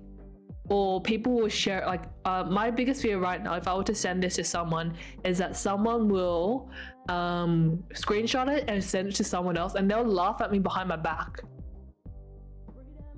That's my worst case scenario.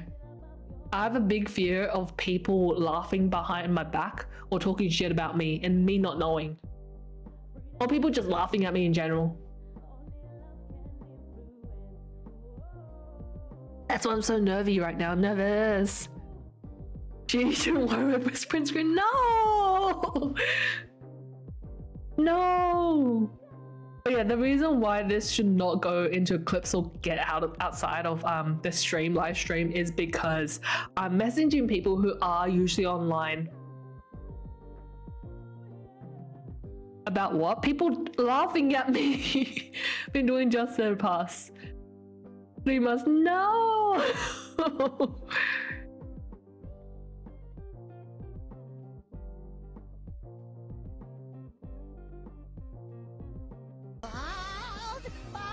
Laugh with, never at. Okay. Always laughing with. My biggest fear is laugh at. Egg. Bold. Bold. It's turned into a just chatting stream now. Yeah, that's the redeem. Egg. I really don't know a lot of guys. Huh. I really don't know a lot of apple havers. Look at it! I really don't know a lot of apple havers. I am the egg. Everyone has one, but if it's a big one, does it tickle? Hello, Daisy. If you have a big one, does it tickle? Because when you have a big one, when you talk and when you eat stuff, when you swallow, I don't know, when you drink water, it goes up and down like an elevator. And Nojina just said it tickles.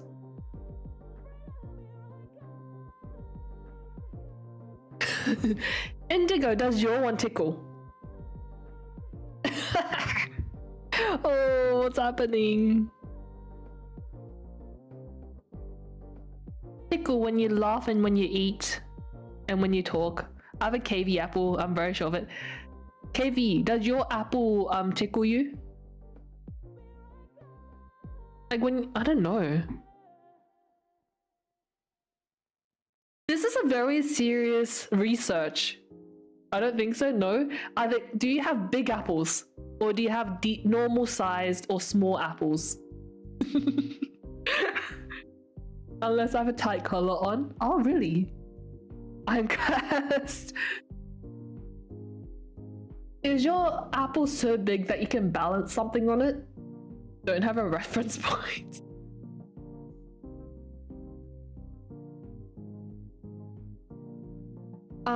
Do we have a all apples matter? Yeah, no, all apples matter.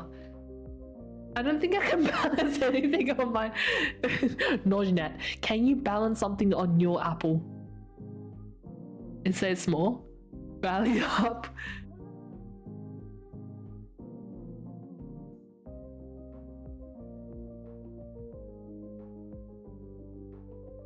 An eraser? You can balance an eraser on it. Really? Wait, are you serious? We need a competition. Like about apple balancing competition. I just checked. No way. How big is the eraser? Oh yeah.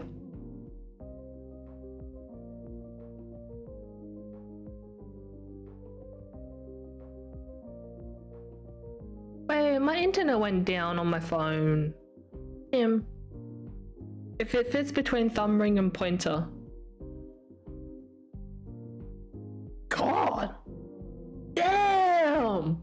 I'm gonna forfeit the competition. I need to balance life first. Oh my god. None of them have replied. Only one of them replied. No. I will update you guys next stream if they don't tell me, if they don't respond to me by the end of this. And next stream will be on Friday. Today's Monday. It will be on Friday.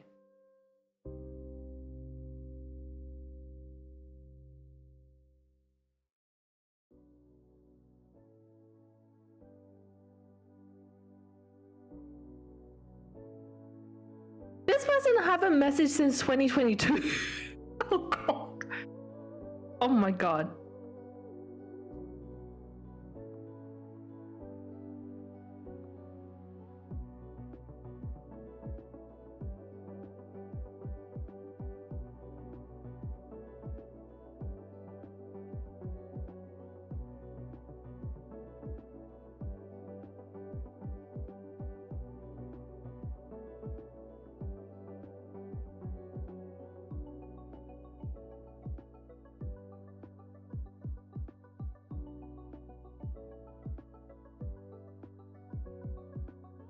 People with big Adam's apples do not feel it. Really? You might want to get it checked out. You just asked. Oh! Oh! Oh no. Hello, Nemo. Oh no. What did I miss? We're talking about Adam's apples. Imagine if I got saved from death by this stream. If it's actually not normal to feel your Adam's apple when you talk and when you laugh and when you eat, then yeah, probably go get it checked out, especially if you feel like it tickles. Has it always tickled? That is the biggest question. Has it always tickled? Is it good? Is apple good? Is apple good? What? I don't know. Is having a big Adam's apple good or not? Wait! Don't say that word! Well, what I read. Oh. We have no idea what's going on. It doesn't always tickle. Wait. That maybe it's not that. If it's not on always, it might not be.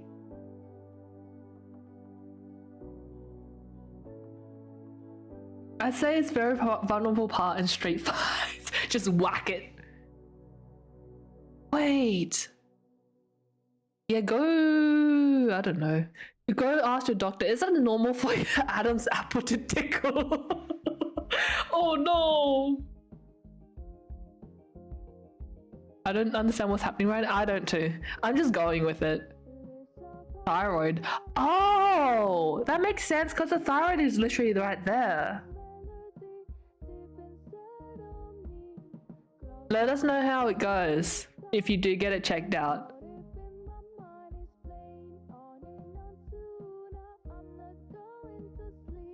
Unusual for women to have large Adam's apple. I know some women like them, so if you swing that way, that's a plus. I got traumatized reading stuff earlier, so when I see stream pop up reading something, I just kind of plan to rant about it. Oh, what were you reading? Better safe than sorry. Yeah, tell us. Might be here tomorrow. I won't be here tomorrow. I'm about to clash my mind into the mud. Wait, huh? I won't be here tomorrow. I'll be here in 4 days. So today's a Monday. I'll be here on Friday.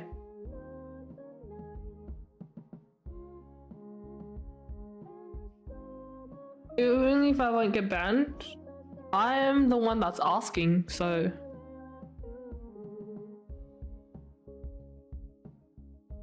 Oh, someone replied. Okay, this person said, I don't think I have a big Adam's apple and no, it doesn't tickle. I got met by the character along with the MC as well. Oh. Yeah, go take a break. Go take a break. Get away from it.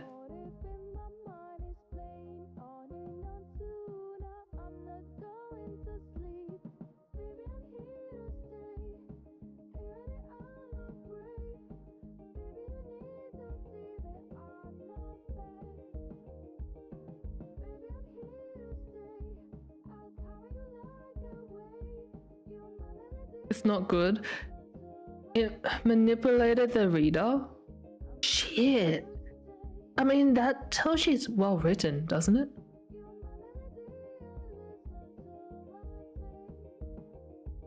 But yeah, take a break. Get away from it. But still, it's a traumatizing book.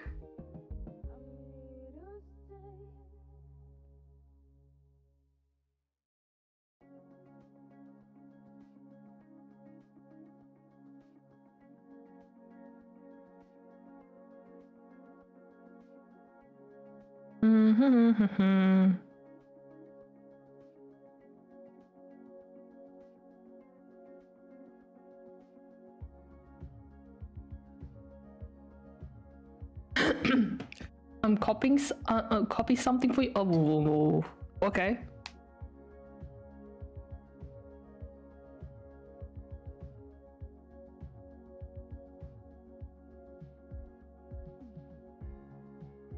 Basically, male lead is worst kind of person you can meet, implied that Taishin died because of his mental health deteriorated after his encounters with the male lead. Hasn't been shown yet in the official release, but the male lead will call Trick K1 into a mansion in the photo having played the violent. Okay.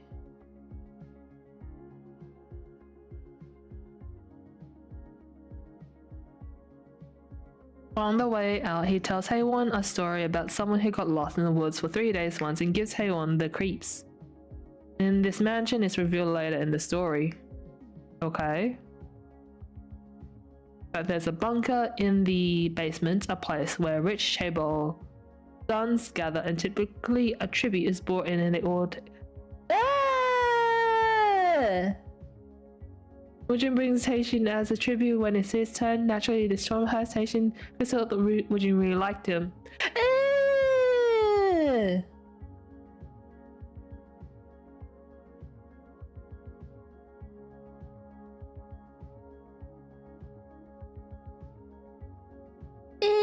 So he ends up setting his affairs and he's the one who got lost and was for the What are you reacting to? Nemo on YouTube. Sorry. Nemo on YouTube. YouTube chat. They chased him down, adding insult to injury. In the beginning chapters, they show a box being delivered to Haewon from Taishin. Nemo read a book that traumatized him and is just telling us about it. A traumatic book. Taking a serious look through Taishin's diary that leads people could have saved us all the trouble is with one. Oh, okay.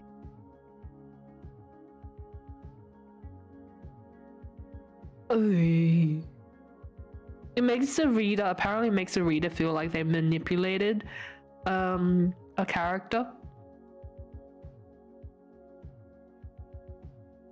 Or make them feel manipulated or something like that.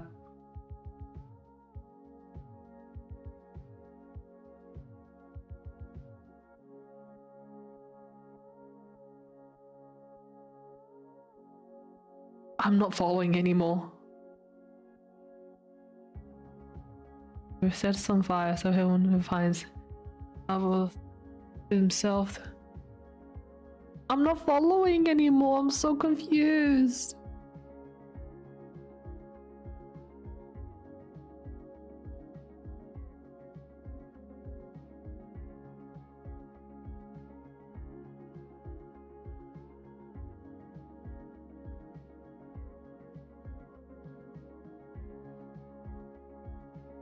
I'm not following anymore.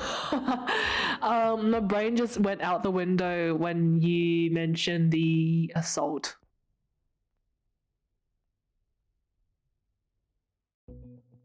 Yeah. Weird relationship after his friend, like, oh god. I really... Oh?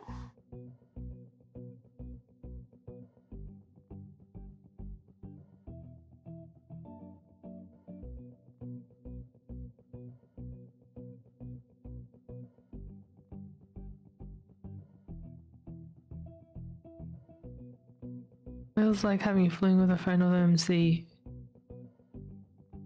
Dude, what the hell's wrong with that book?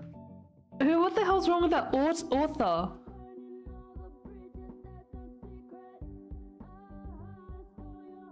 Ugh.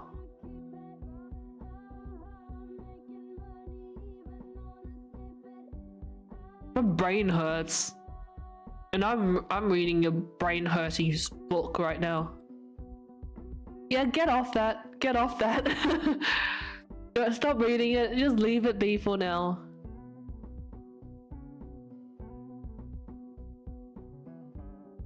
Some books are just made to, are just written to traumatize people.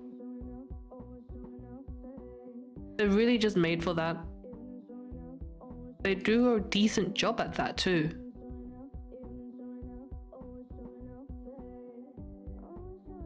Yeesh.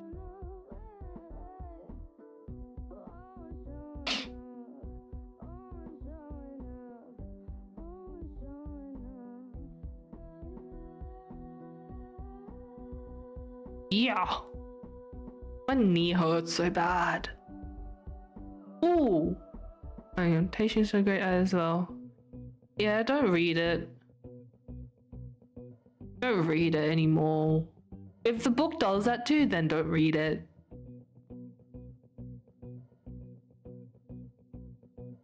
If anyone wants to read it though.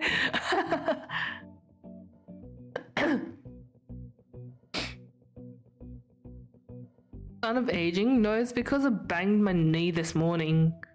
I slipped on in the bathroom and my right knee went down onto the tile and my left leg went out to the front. It's like a half a split. Into the Thrill is the name of the book. The traumatizing book. Yeah.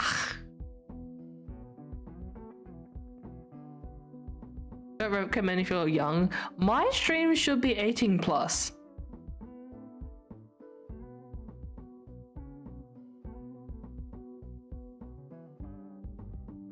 My stream is 18 plus, so there shouldn't really be any young people.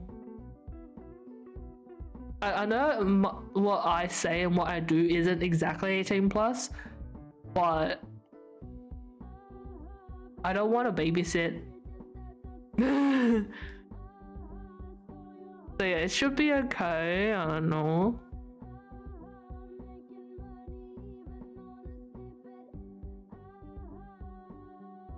YouTube of the year. I know, right?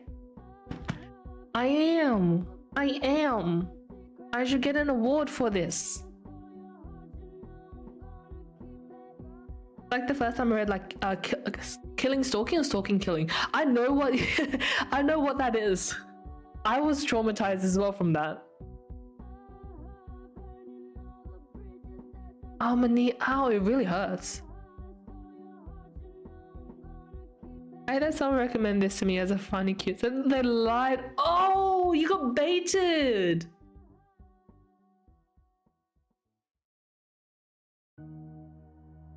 You just want fluff?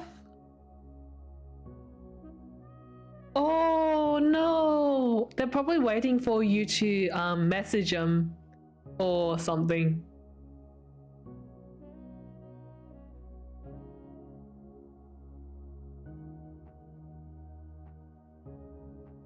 You love fluff? Oh my god.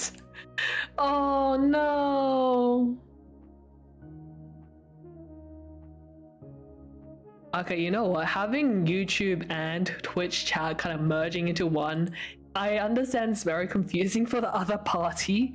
What I'm gonna do this. There we go.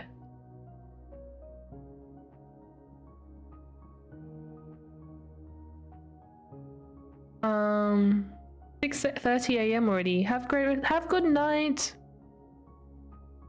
Have a good night.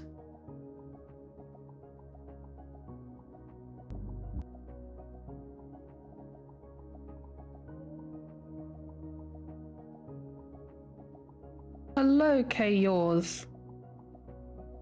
Very relieved that I got out of that way. Out of the way. Good.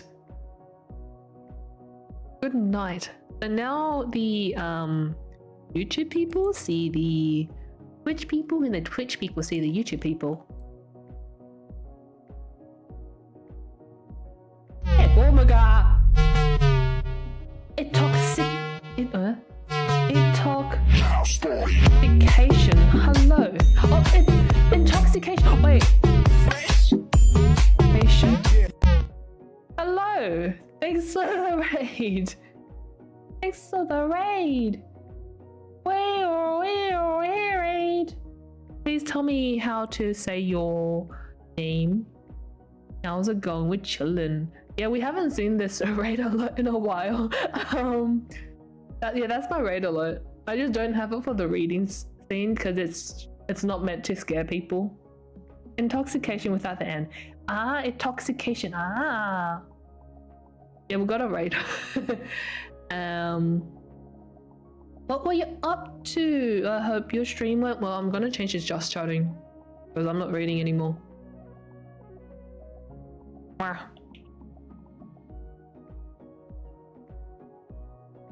Bap. Okay. I hope your stream went well. What did you get up to? If craft a tale with pen in hand. Wait, were you writing? Oh. There's some reacts to a writing video in the Folium classes on world building. My food delivery guy fell in the water because his blimp is in the Pacific Ocean. Then did a couple hundred words on my short story Cryogen. Oh, I hope it was productive. I read a chapter of Viewer's book where you are on chapter 18. Oh, damn. And some Oblivion to end it off. Oh, what's Oblivion? What's Oblivion? Hang on. I'm gonna check. Oblivion. Elder Scrolls. Oh, okay. Obviously, I've never played it before. But thank you for the raid. I'm just complaining about my knees hurting. I've only played Skyrim. Wait, ever? I've never played Skyrim as well. Since it's remastered, I am playing it all. If you want to get traumatized, play Spec Ops The Line. No, thank you. Queen of Elder Scrolls. Oh. But thank you. I'd rather not get traumatized. I get traumatized with a lot of things, okay? Many things are traumatizing. Only things I'm playing is like Stardew and Slime Rancher. I think I just kind of bounce around a little bit. Recently I'm playing Until Then. Mainly feel like I'm off here. What do you mean? What do you mean you're off? I'm mainly a Monster Hunter player, but while it's a little lacking of content at the moment, and Path of Exile is in a bad spot. That's like again the questions and morals and shit. So here we are. Today is a reading stream for me, but I got distracted and we're talking about Adam's apples for a bit. But now my knee hurts, so we're just gonna sit and just chatting because my knee hurts. I feel like I'm out of my element. Play that? No, I have not. Oh, have you played a Hitman game? No, I don't play a lot of games. I play a lot of visual novels. Chill games. Mouthwashing. I have not played mouthwashing as well. I've seen it, but no, I have not played it.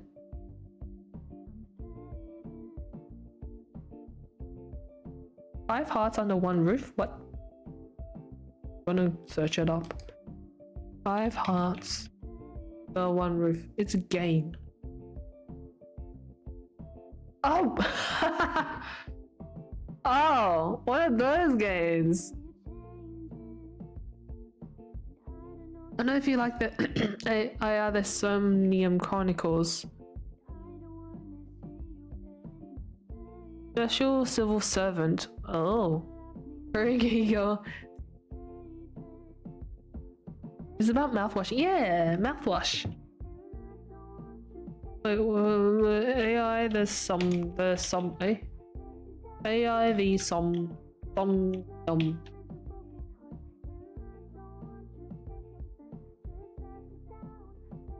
It's on 80% off.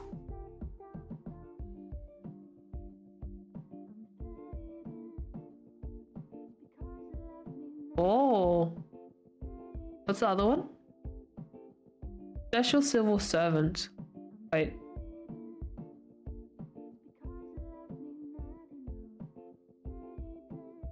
Zero Escape.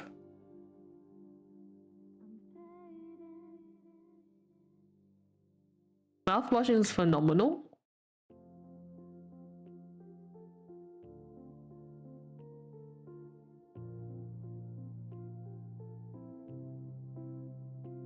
Oh, webtoon.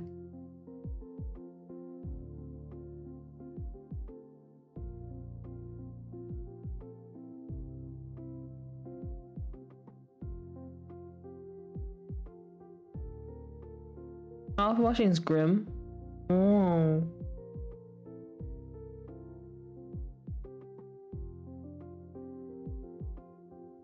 Why does some of the Google images look a little bit sus? What are you making me read?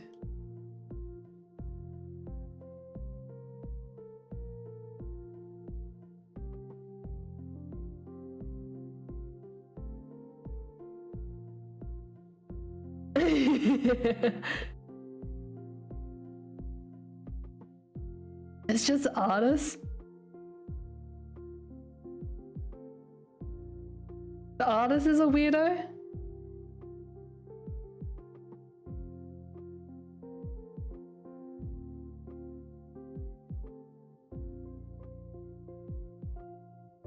Yes.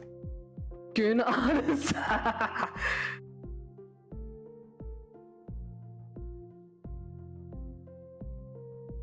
Oh. It is what it is. Is this the kind of fluffy, nice stories that you like?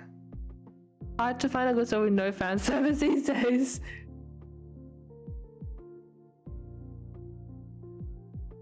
Gotta write some spice once in a while.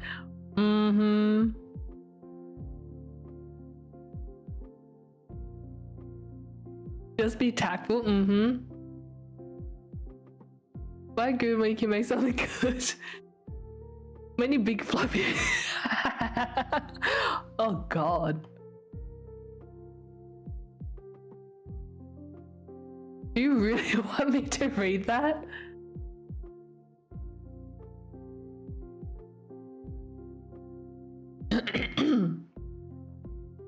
Don't underestimate the power of middle-aged women gooners. Honestly, true. I watch soap operas and even there's fan service. Yeah. I will look into it. Okay.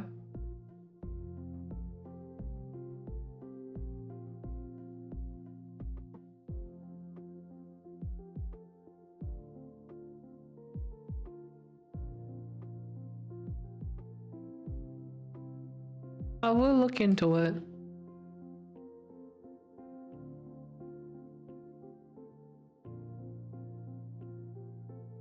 One of the nicer ones.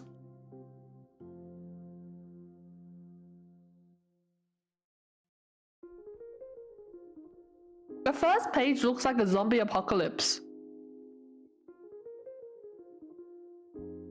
400 chapters, nice.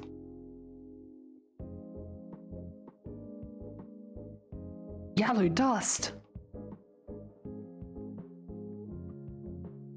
Ew. Ever play zombie games? I did play what's it called? Left 4 Dead once.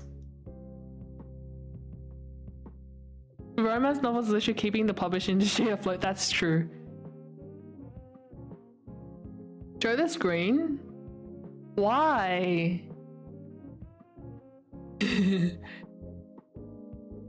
Left 4 Dead stream when it was once with one other person. Oh yeah, Resident Evil is Resident Evil was an experience, okay.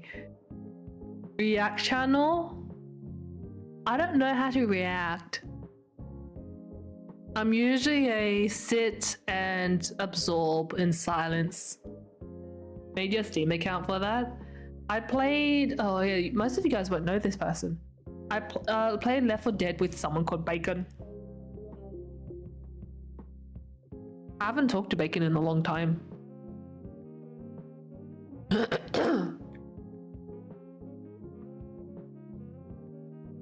Paranormal site. Wait. No, I have not. I'm not a gamer. I'm not a gamer. My reacts are comparisons like how does my creative process hold up to the grades, or how does my idea hold up to the my layers of story and others, then flesh out ideas that are lacking. That's so much thinking. Reacting already with playing game. I'm not a gamer.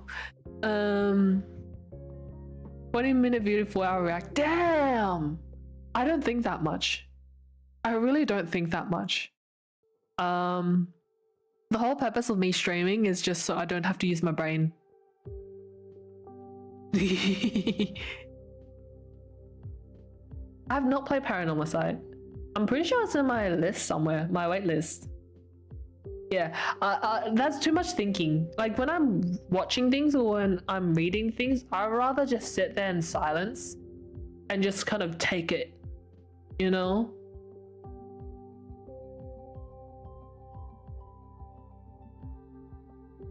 Team is clashing out. Wait, is it me? No, it says my thing's fine. Hello, princess? What does that mean? What does that mean? Wait, hang on. Define. Hello, princess. Dying? What? It's a term to describe someone who enjoys. No. Ooh. Oh no. Oh no.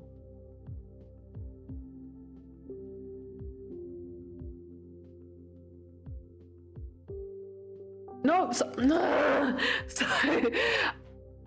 when I watch or when I read,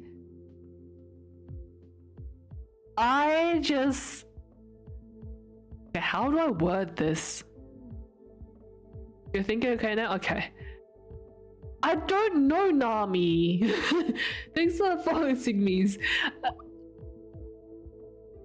I don't overanalyze things. Are we good? I want to get dinner. Okay, have good foods. I don't overanalyze things. I don't analyze things. I don't think too much about things. Have fun. Thank you.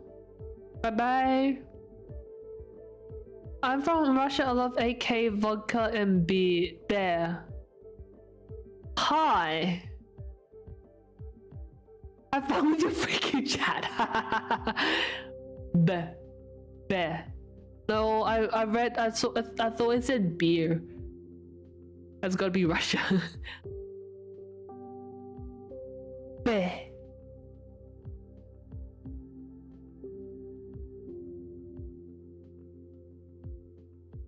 What is that meme? That lady who was oh, what's that video?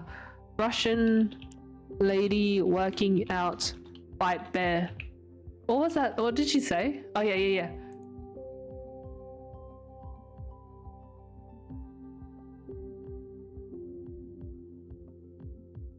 Hang on.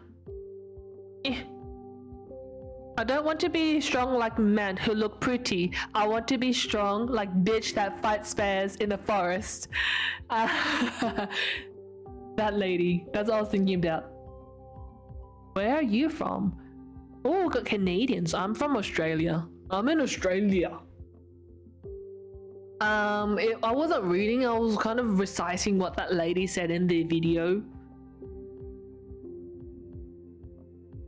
I'm traveling for eternity to capture the stars. I need to find you under the moon and the universe in your eyes. Aww.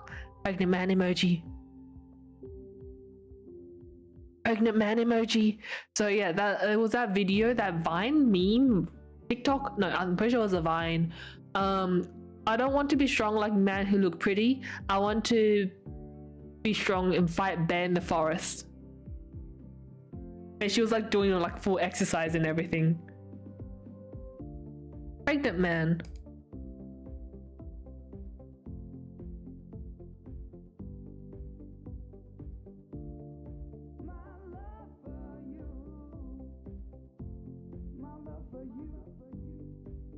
She's literally doing it out in the on the sidewalk. Love Impreg.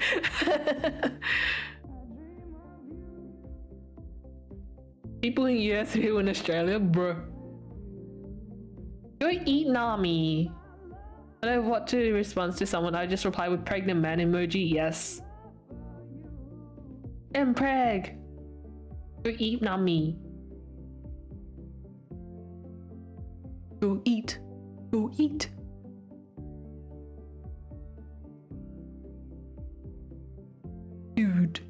Have you ever experienced a spider rain in Australia? No, I've not. I want to be Embrick so bad. Get someone to draw you. I mean, people like Elon Musk gets drawn pregnant. Why can't you be drawn pregnant? There was what was it called? I forgot what the spider was. There was a spider in my work toilet today. Yeah, get drawn pregnant. No fancy restaurant data? Oh.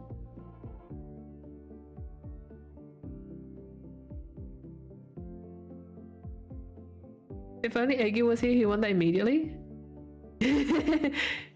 Pregnant femboy. Oh yeah, Huntsman. Back to the Huntsman. Yeah, if you like Empreg, if you want to be Empreg, you can ask someone to draw you pregnant. Or sometimes, if an artist friend is being mean to you, you can threaten them and draw them pregnant.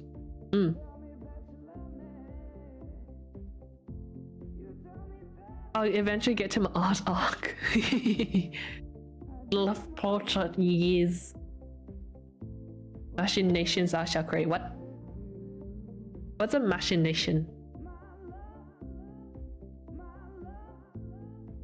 A girlfriend drew me pregnant and sent it to the middle of my family reunion. That's beautiful. I'm gonna harass people. No, don't harass people on Twitter. Oh no, my thing broke. Don't harass people.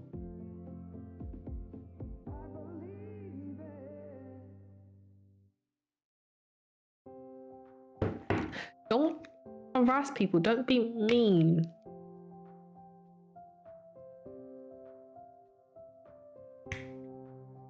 Think of so many different ideas. It will be like a chimerization. Start with one thing and end with something. Oh, okay. Bald again. They'll shave me bald. My hair grows back so fast. Oh, oh yeah. My pop thing is broken. Bald. My eyes.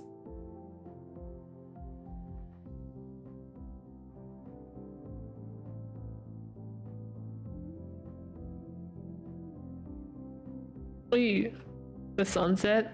What? That's great.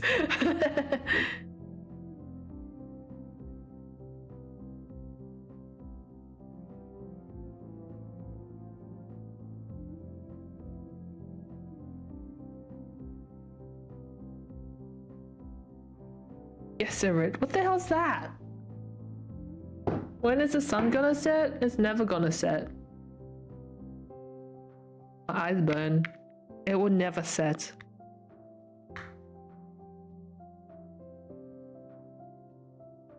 Intoxication. You use a lot of big words. Words are hard. Never mind his back.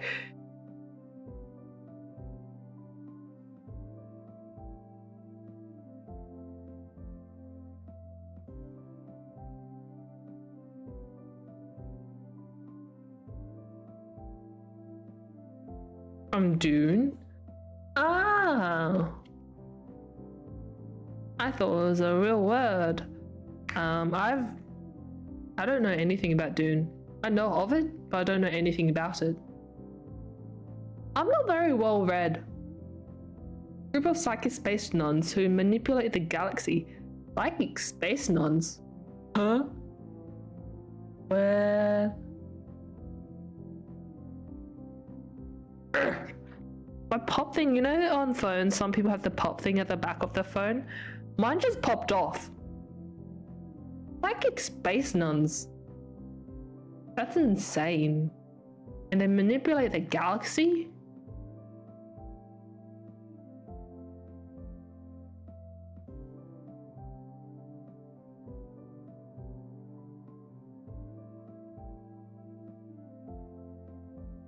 It broke. How to get it off if it's broken? Psychic witches who manipulate everyone for the benefit of mankind or something. Oh. Oh. All I know about doing is blue spice and sandworms. Political church organization. That sounds about right. Damn. Imagination's wild. Oh, yeah. Isn't that the guy from Berserk? What?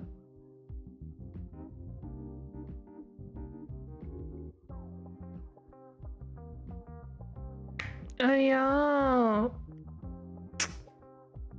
My popping thing's broken.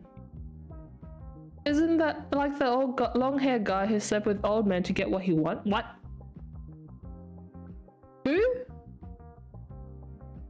The psychic nuns?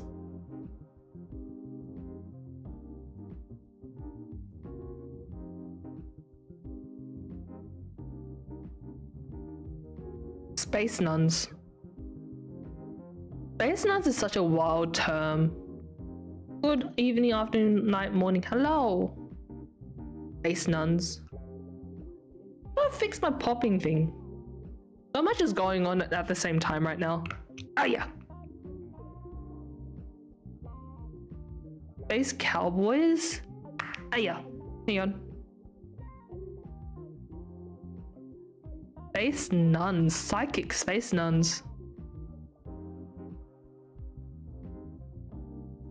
Opening for True Mission? No idea. Space Australia? Me?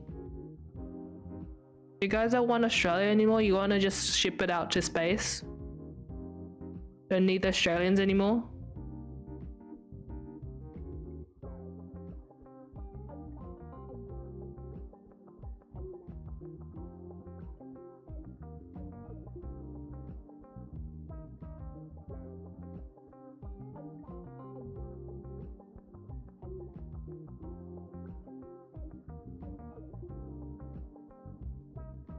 I'm trying to fix my popping thing.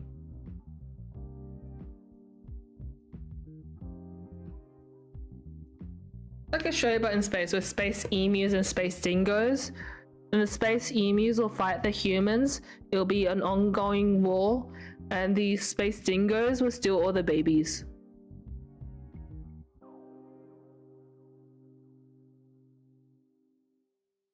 It will take all the babies. Your baby is not. Ah! Oh god. Your babies aren't safe. What popping is such a bad thing to say? What's popping?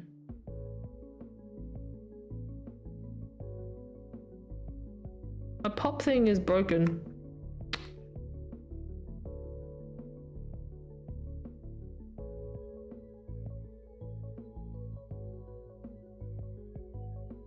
I'm sad. It shouldn't be like this. How to take this off? Eh. It's like forever stuck on it. Yeah. It's nice having both YouTube and Twitch chat up on the screen. Like you guys can talk to each other. So it's not like I'm like a crazy person.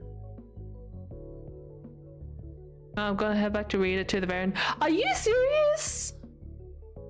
Bro, don't come back crying, you know? Don't come back crying. Saying you traumatize yourself. You have to know. What is egg and yeet? Let me just try to make sure. Egg has been done many times already today, so I know. Damn it, it's not working? Oh! No! Has it been redeemed today?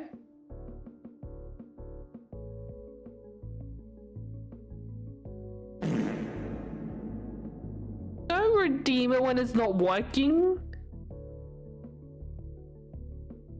Don't! No, hang on, stop!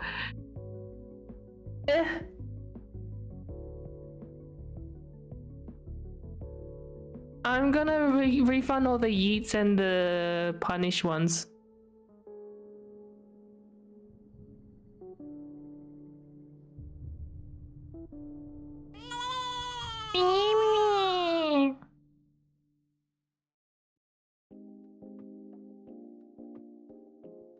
I refunded. Yeah, the bold one works. So this one doesn't work. Hang on.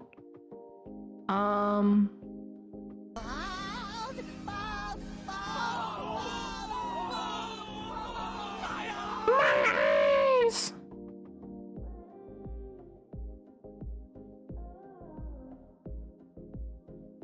Test. That works. Make a wish.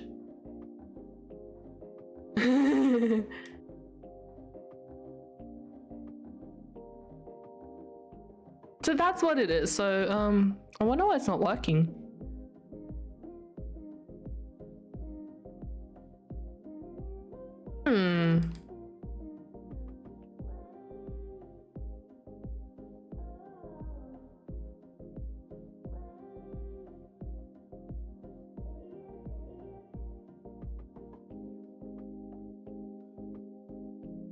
Did you finish? No, we have not finished it yet.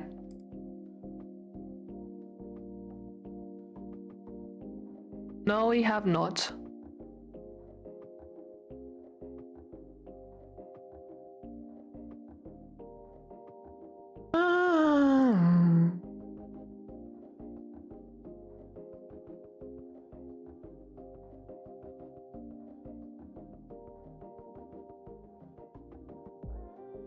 Are you finished with those errands? What errands?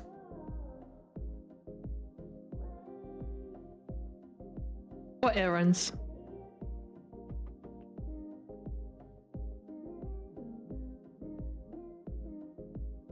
SpongeBob reference?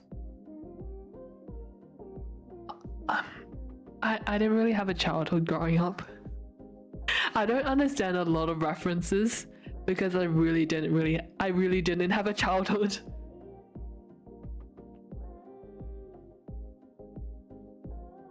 I'm sorry.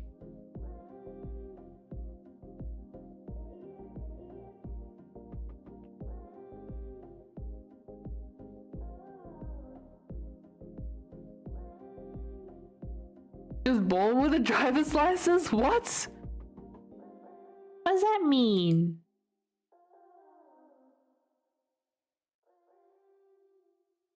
I'm gonna ay. Get rid of it.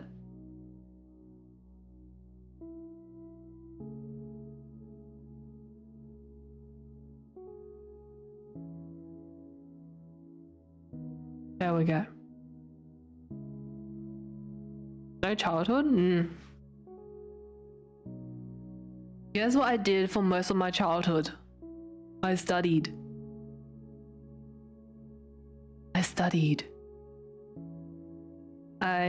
Yeah. That's why one of the first things I did after I graduated was create a Twitch account. I created a YouTube account. No, not YouTube. I created a Twitter account and then I commissioned someone for design. That was really the first thing I did. Were you like a star student? No. I'm a bad student. I'm really not good at studying. I was that kid that would fall asleep in class all the time.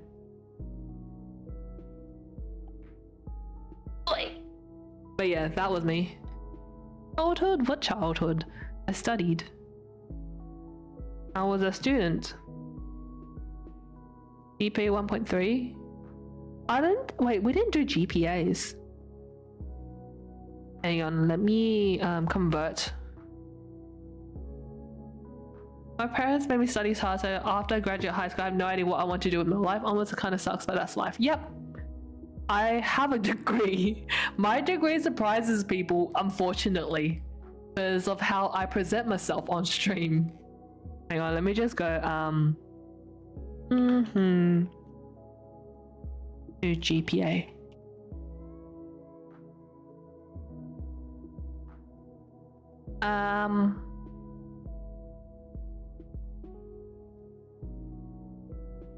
On GPA 4 points scale. Wait, hang on.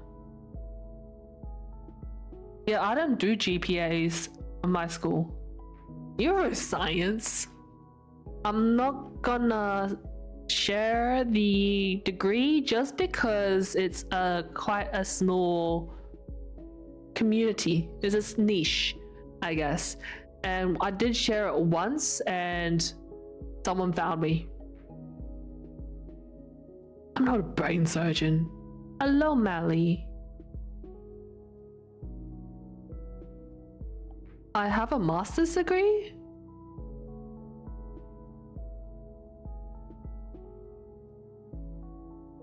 But I thought I knew a degree as well. I think. Yeah, bye. Wait, you might know because I did share it in the past, but someone did find me. So that's why I'm just like I'm a little bit hesitant to share it with people. Computer science degree, finished my final year project with the chat GPT. Oh, yeah, because after I shared it, someone actually found me and they did the same degree, they went to the same school and everything. That's why I'm just like, because it's actually not common. It's not a common degree. I can. Technically, computer science is not as common as computer science, right? So computer science, so many schools have them. And it's, yeah, and my degree is something only a few schools in the country has. And if I were to literally say what my degree is, like by name, you'll easily find what uni I went to. I know, you won't be able to find me, but you'll be able to find the uni I went to. It'll be easy. It'll be the first thing that shows up. Yeah, it's easy to filter out, especially because it's Australia. Yeah.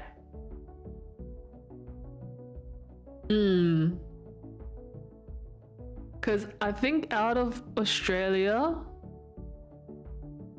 my uni is the only one with that name, that variation, that degree variation, I guess. Law is so common as well. You guys aren't gonna guess. But yeah.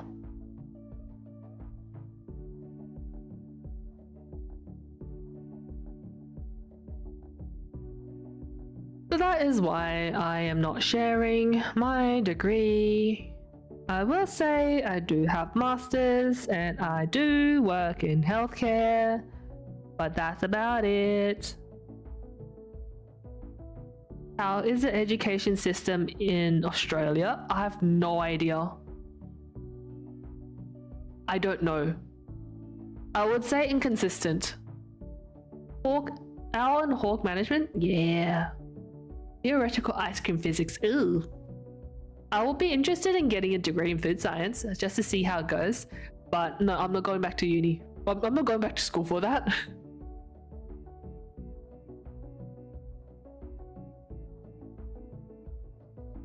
The education system in Australia, it really varies. It depends on who you are. It depends on the person. It depends on your background.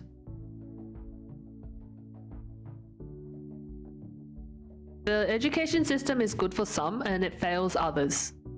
Just like every other education system in other countries. It's really hard to say. But I think it's inconsistent. I wouldn't say it's great. Because teachers are teachers, but an education system is only good for getting connections. Nepotism beats hard work. Is there a national exam? Accessibility is good, definitely. So by the end of high school, there is an exam. It also varies depending on the state, unfortunately. But at the end of it, they kind of rank you amongst your peers, everyone who did the same exam as you. And they rank everything, kind of combine everything. You get a certain rank. It's state by state, yeah. I think connections, I think it really does depend on what you want to do. If what you want to do relies on connections, you should go to uni because that's where you make the connections. Power decentralized? What does that mean?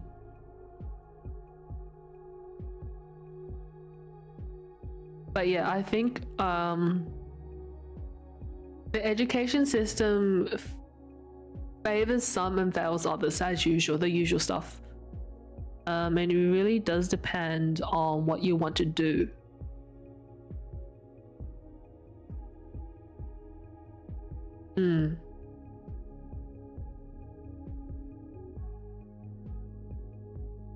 I feel like there will always be some like governmental power is given to smaller bodies.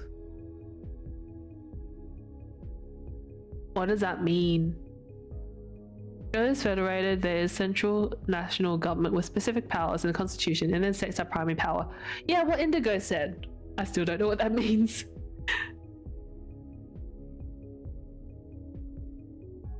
Yeah, what he said.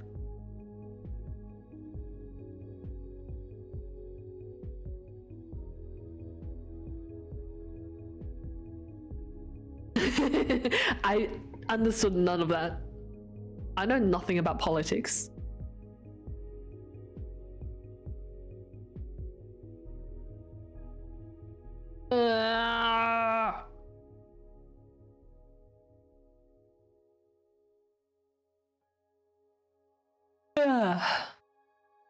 Education's tricky, you know.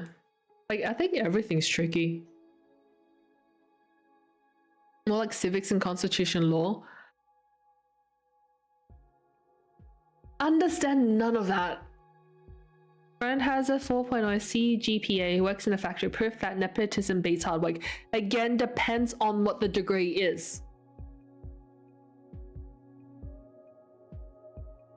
Not always the case. I feel like it really does depend. Again, case by case basis.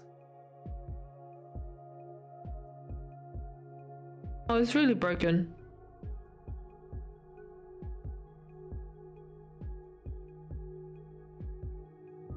Also, if you're an introvert, you're screwed like me. I am an introvert too, and most people in my degree are introverts as well. Like, nearly everyone in my degree is introverted. Again, it really depends on what you want to do. Or what the degree is. If it was something as broad as business, then yes, it really depends on connections. If it's something in, I don't know, law, yes, it really depends on connections. Medicine as well, it depends on connections. Some in secondary, less in first. So it really does depend on what the degree and what the job is, and what the job you're going for is.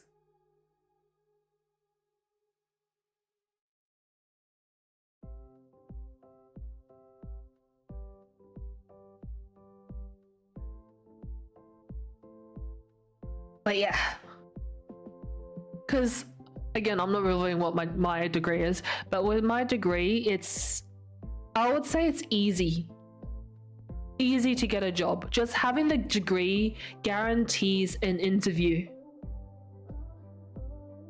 As long as the job requirement is entry level, it guarantees an interview. If the entry requirements or the requirement is a minimum amount of years of experience, then yeah, you're not going to get it if you're just a new grad. But if you have that minimum amount of years, it's guaranteed interview. Hi, Rain. What is that? Is that a foot? Yeah.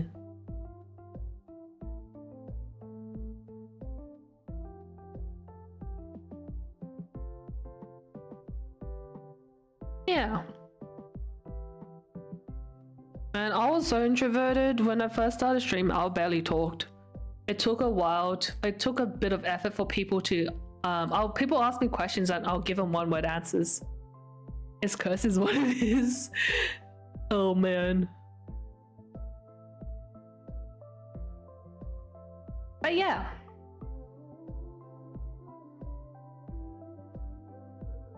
But yeah, I know I say a lot that it really depends, but it really does depend.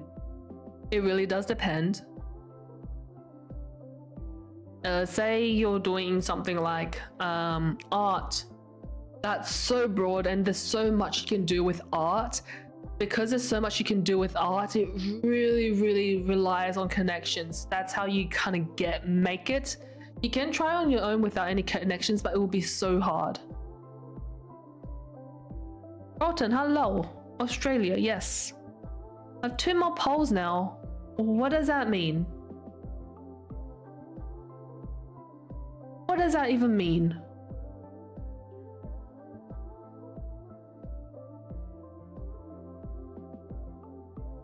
What do you mean by polls?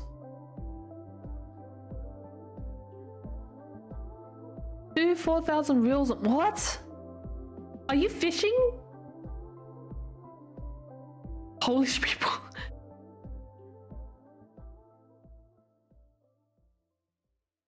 Reels? What? I fish? Is that what you're referring to? You have 2 fishing poles right now? Fish? Fish. Shock. Fish. 2 new ones. Oh. There was one person who keeps telling me to fish. I should learn how to fish. No. No. Got 5 now? Wow. Sorry, I'm just kind of rocking back and forth on my chair right now. So you're from Australia, right? Yeah. What's up? Yeah, why? Question?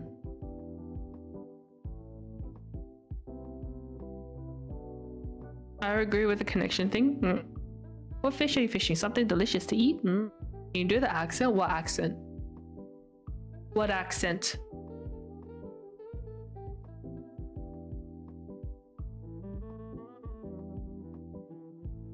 No. What? I don't even know what that is. You want me to say no? I say no.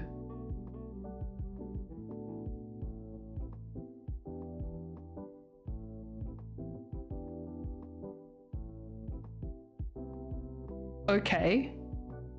Okay. Like no. No. No. Maybe not up. I put out over 65 songs. Still haven't really gotten anywhere. Yeah, it really does depend on connections. If you look at the commission people do commissions. The ones that really make it big or make it into something sustainable, they keep going, and then once they hit the jackpot, there's gonna be a jackpot somewhere. And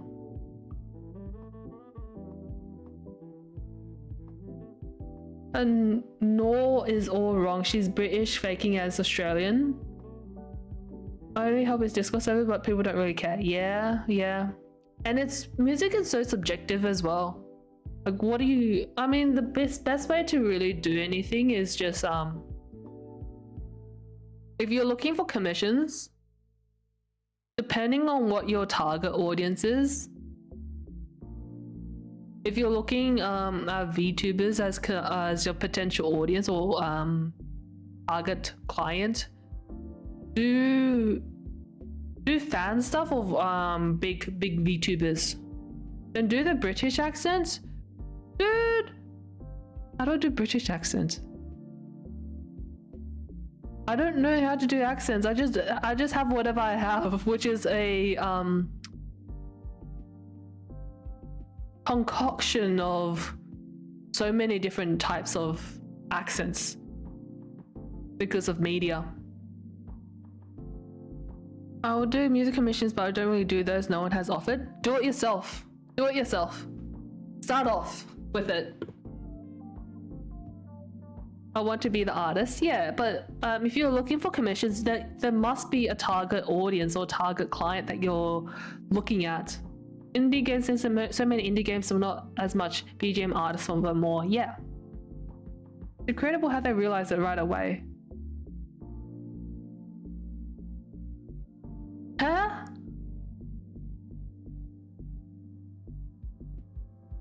You do realize Australians have different accents or different levels?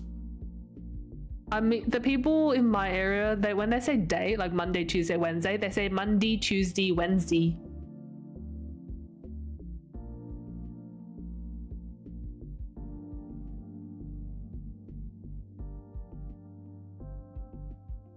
I'm not making music for commissions, I'm making music because that's wanted by the purpose of commissions. Huh? Not the purpose, Yeah, but what do you mean you haven't gotten anywhere? What does that mean? Where do you want to get? When you say you still haven't gotten anywhere, where do you want to get to? I guess the British Empire exiled most of the pronunciation heretics to Australia. Huh? I'm so confused. I'm so confused. What accent do I have? I know I have a lot of media influences. I've been watching quite a bit of British shows. That might be what it is. There's also the American side of the accent, which is all the movies and all the other American media that gets shoved in our faces. Right? Indian accent? No. No way.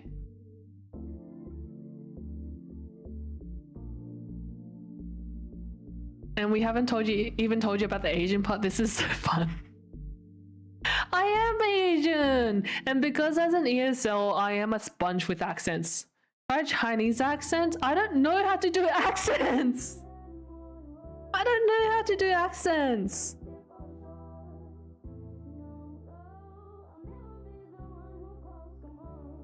I don't know how to do accents.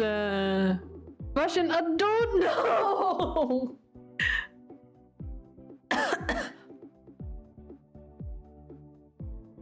Imitate? No! It's gonna get me cancelled.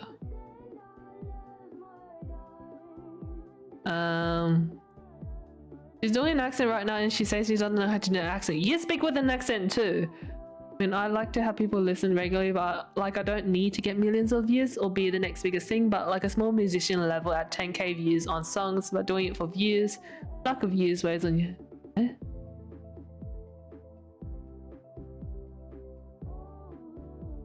Not doing it for views. Oh, right. So it's just looking at the numbers burns you out, even though you're not doing it for the sake of numbers. Again, you must have a target audience somewhere.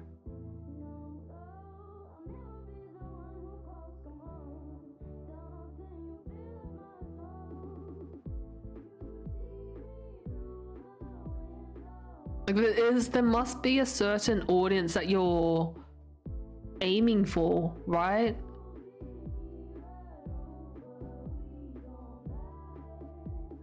Again, it's a little bit hard to say.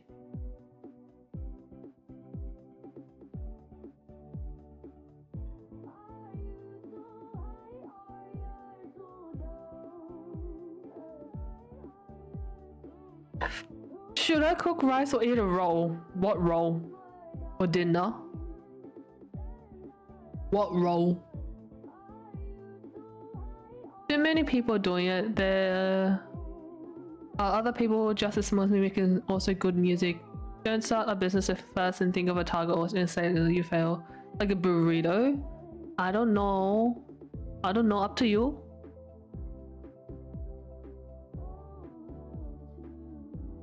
Give you my Chinese blessing? Why are you giving me your Chinese blessing?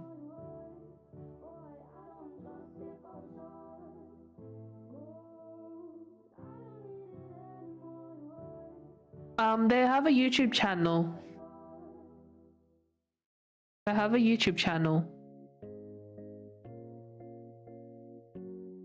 probably the same name actually.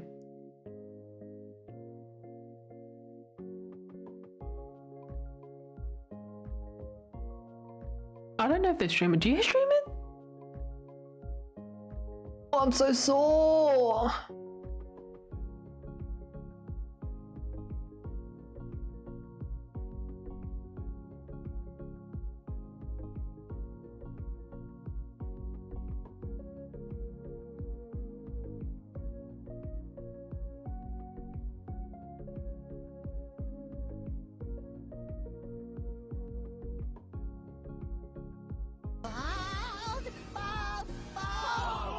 Bold. Would you rather have an Indian accent or Russian? Either. As a target audience, I go for people like me who just enjoy music. Like you said, it's subjective. Yeah. Like, what sort of music do you like? That's your target. Whatever it is that you like. Must be people who like the same music as you, like the same genre. Don't really have the personality to stream my stuff so on YouTube because I ain't got the money to put on Spotify. I look like your uncle.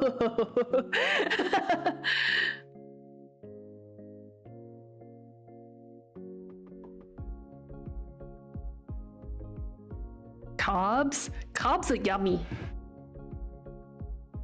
I am your uncle. In disguise. Carbs? Carbs? I am your uncle. No, nah. Carbs. Cops. Cops. Just unusual. Oh, you want to put the rice in the roll. Fried rice. Ah. Isn't there rice in burritos sometimes? Carbs.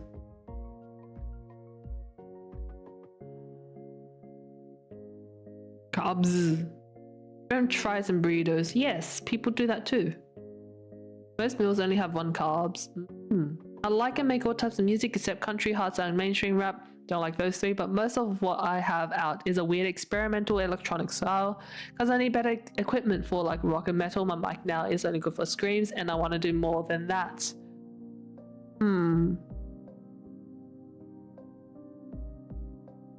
Wait, let me just hang on. Let me look you up. Hang on.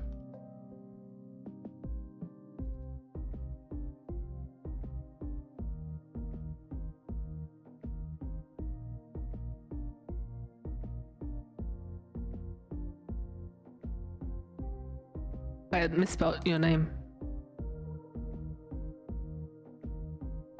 Wait, I can't find you.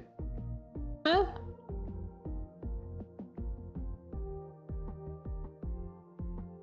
Ah, found you.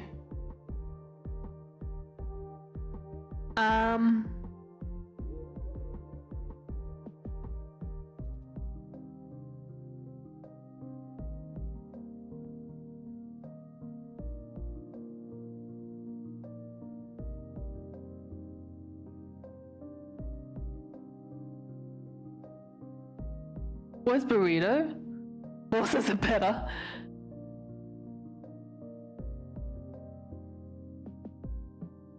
Adobo.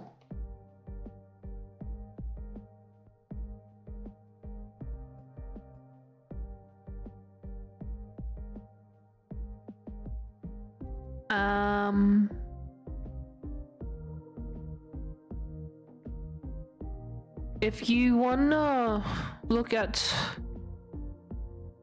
I know you're not doing it for views, but at the same time it's bringing you down. I mean, there are other things to consider, like trying to figure out what it is about the algorithm that's not bringing people to you, but again,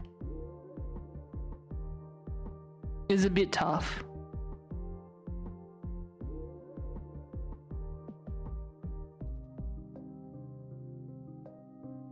Try to figure out what the algorithm. Tough. Boy.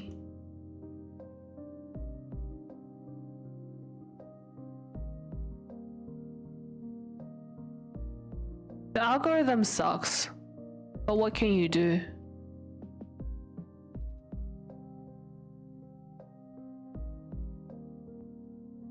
Good night, Indigo. Algorithm is no one's friend, but you need to figure out how to make it your friend. I am the last person to kind of give any sort of advice on it because I have not figured it out. I've even gone I started to use more attractive thumbnails because some got more views but then others didn't. What about tags? Because the other thing to kind of East Asia? No, Australia. The other thing to consider would be like keywords, like looking at the SEO, in the description, writing the right words, right keywords, the tags, writing the right putting that down the right tags.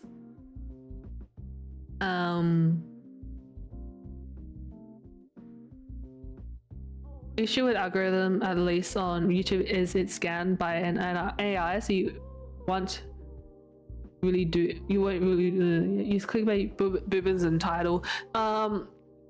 Yeah.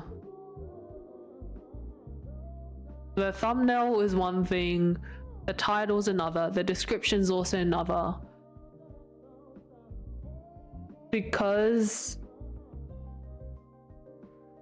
yeah.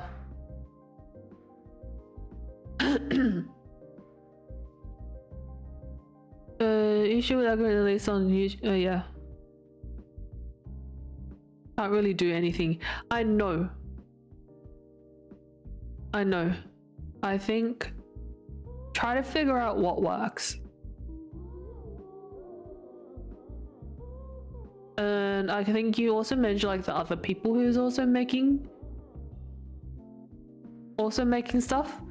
Look at what they are doing with the titles and the thumbnails and see what works for them and try to see if you can figure out how to replicate that in your own way.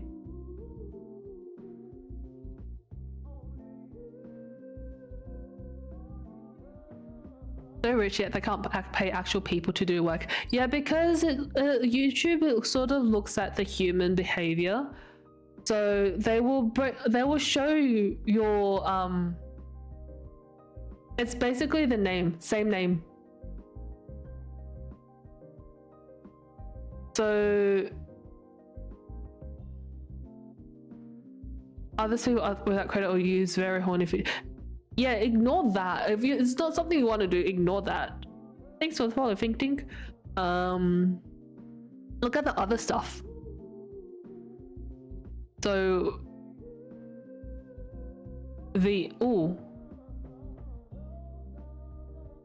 what about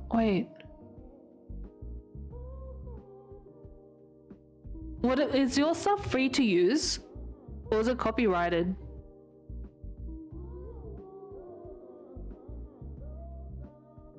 Because if it is free to use, you can literally put in the description DMCA free. So many people look for DMCA free music. Just say DMCA free music, please credit. That's one keyword. That's one keyword to consider. Or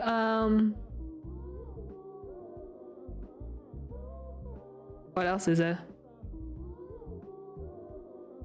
They don't have to know. Yeah.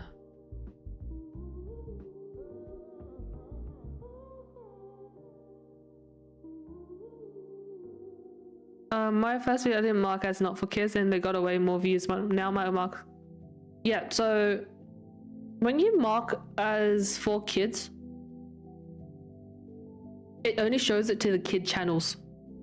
It mainly shows it to kid channels. Or so from my understanding with YouTube, if you send it out. And when it says notify your subscribers, it'll send it out to the subscribers first. And if the subscribers don't interact with it, the YouTube algorithm will assume that it's not good enough or it's not interesting enough, and it won't send it out to more other people. That's one understanding. Sharing, comments, and like also boost it in the algorithm. So any sort of interaction. I know that. Yeah, that's really the main things that I kind of understand. And I guess in terms of description and tags, you really need to figure out what sort of channels is your target audience looking at the moment. What sort of stuff are they looking up? Well, stuff I use my guitars and actual instruments, although my electronic stuff will be done with blah. Oh.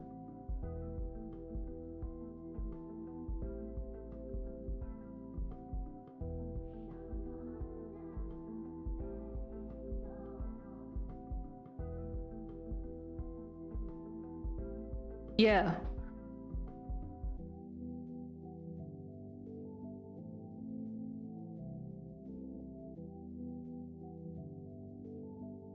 It's hard. It's really hard.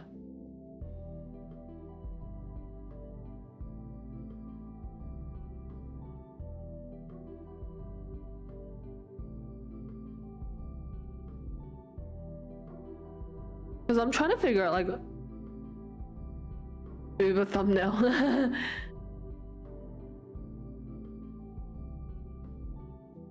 First thing I hear is hard. I'm talking about the YouTube algorithm. I'm gonna get some soap and just scrub your brain.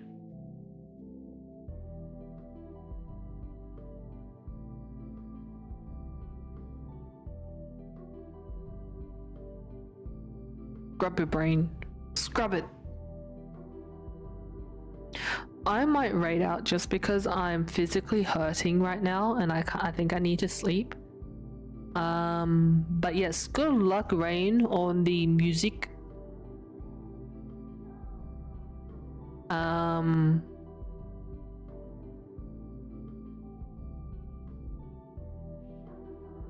Getting late. Yeah, and I feel like I'm just saying this again. If you put down DMCA free, it might get you something.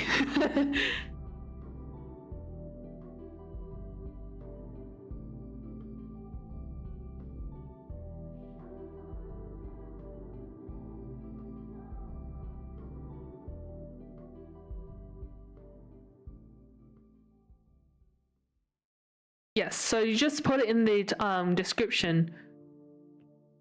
DMC free, do not claim as your own, blah blah blah blah blah. Just like have a little warning. You need to bold before you bed. What? Oh.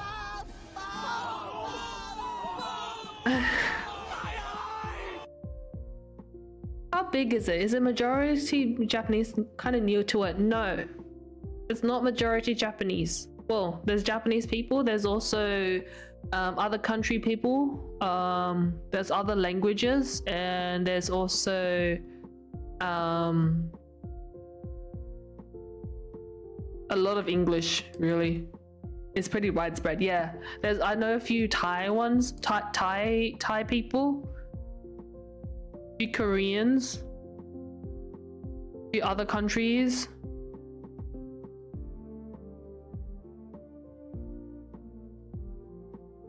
Yeah, it is pretty widespread.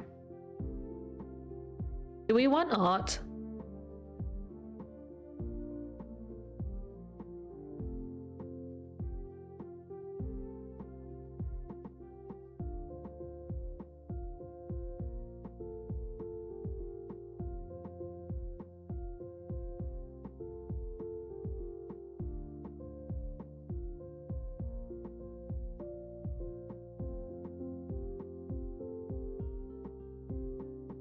I'm gonna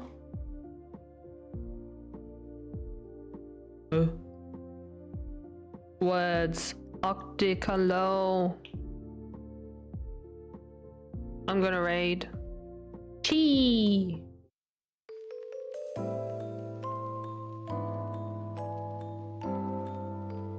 There probably is for every country that you can think of, nearly every country that you can think of. You can probably search it up as well. Thank you for joining. It's Chi. They're drawing emotes.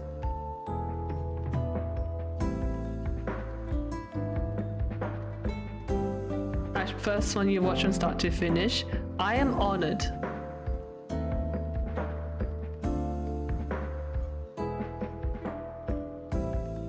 I am honored. Thank you, bro. Night night, yes. Thank you for the raids and thank you for the follows. Bye.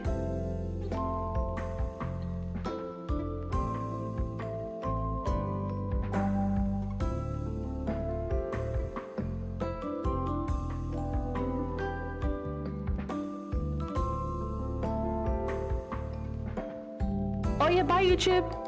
Bye YouTube.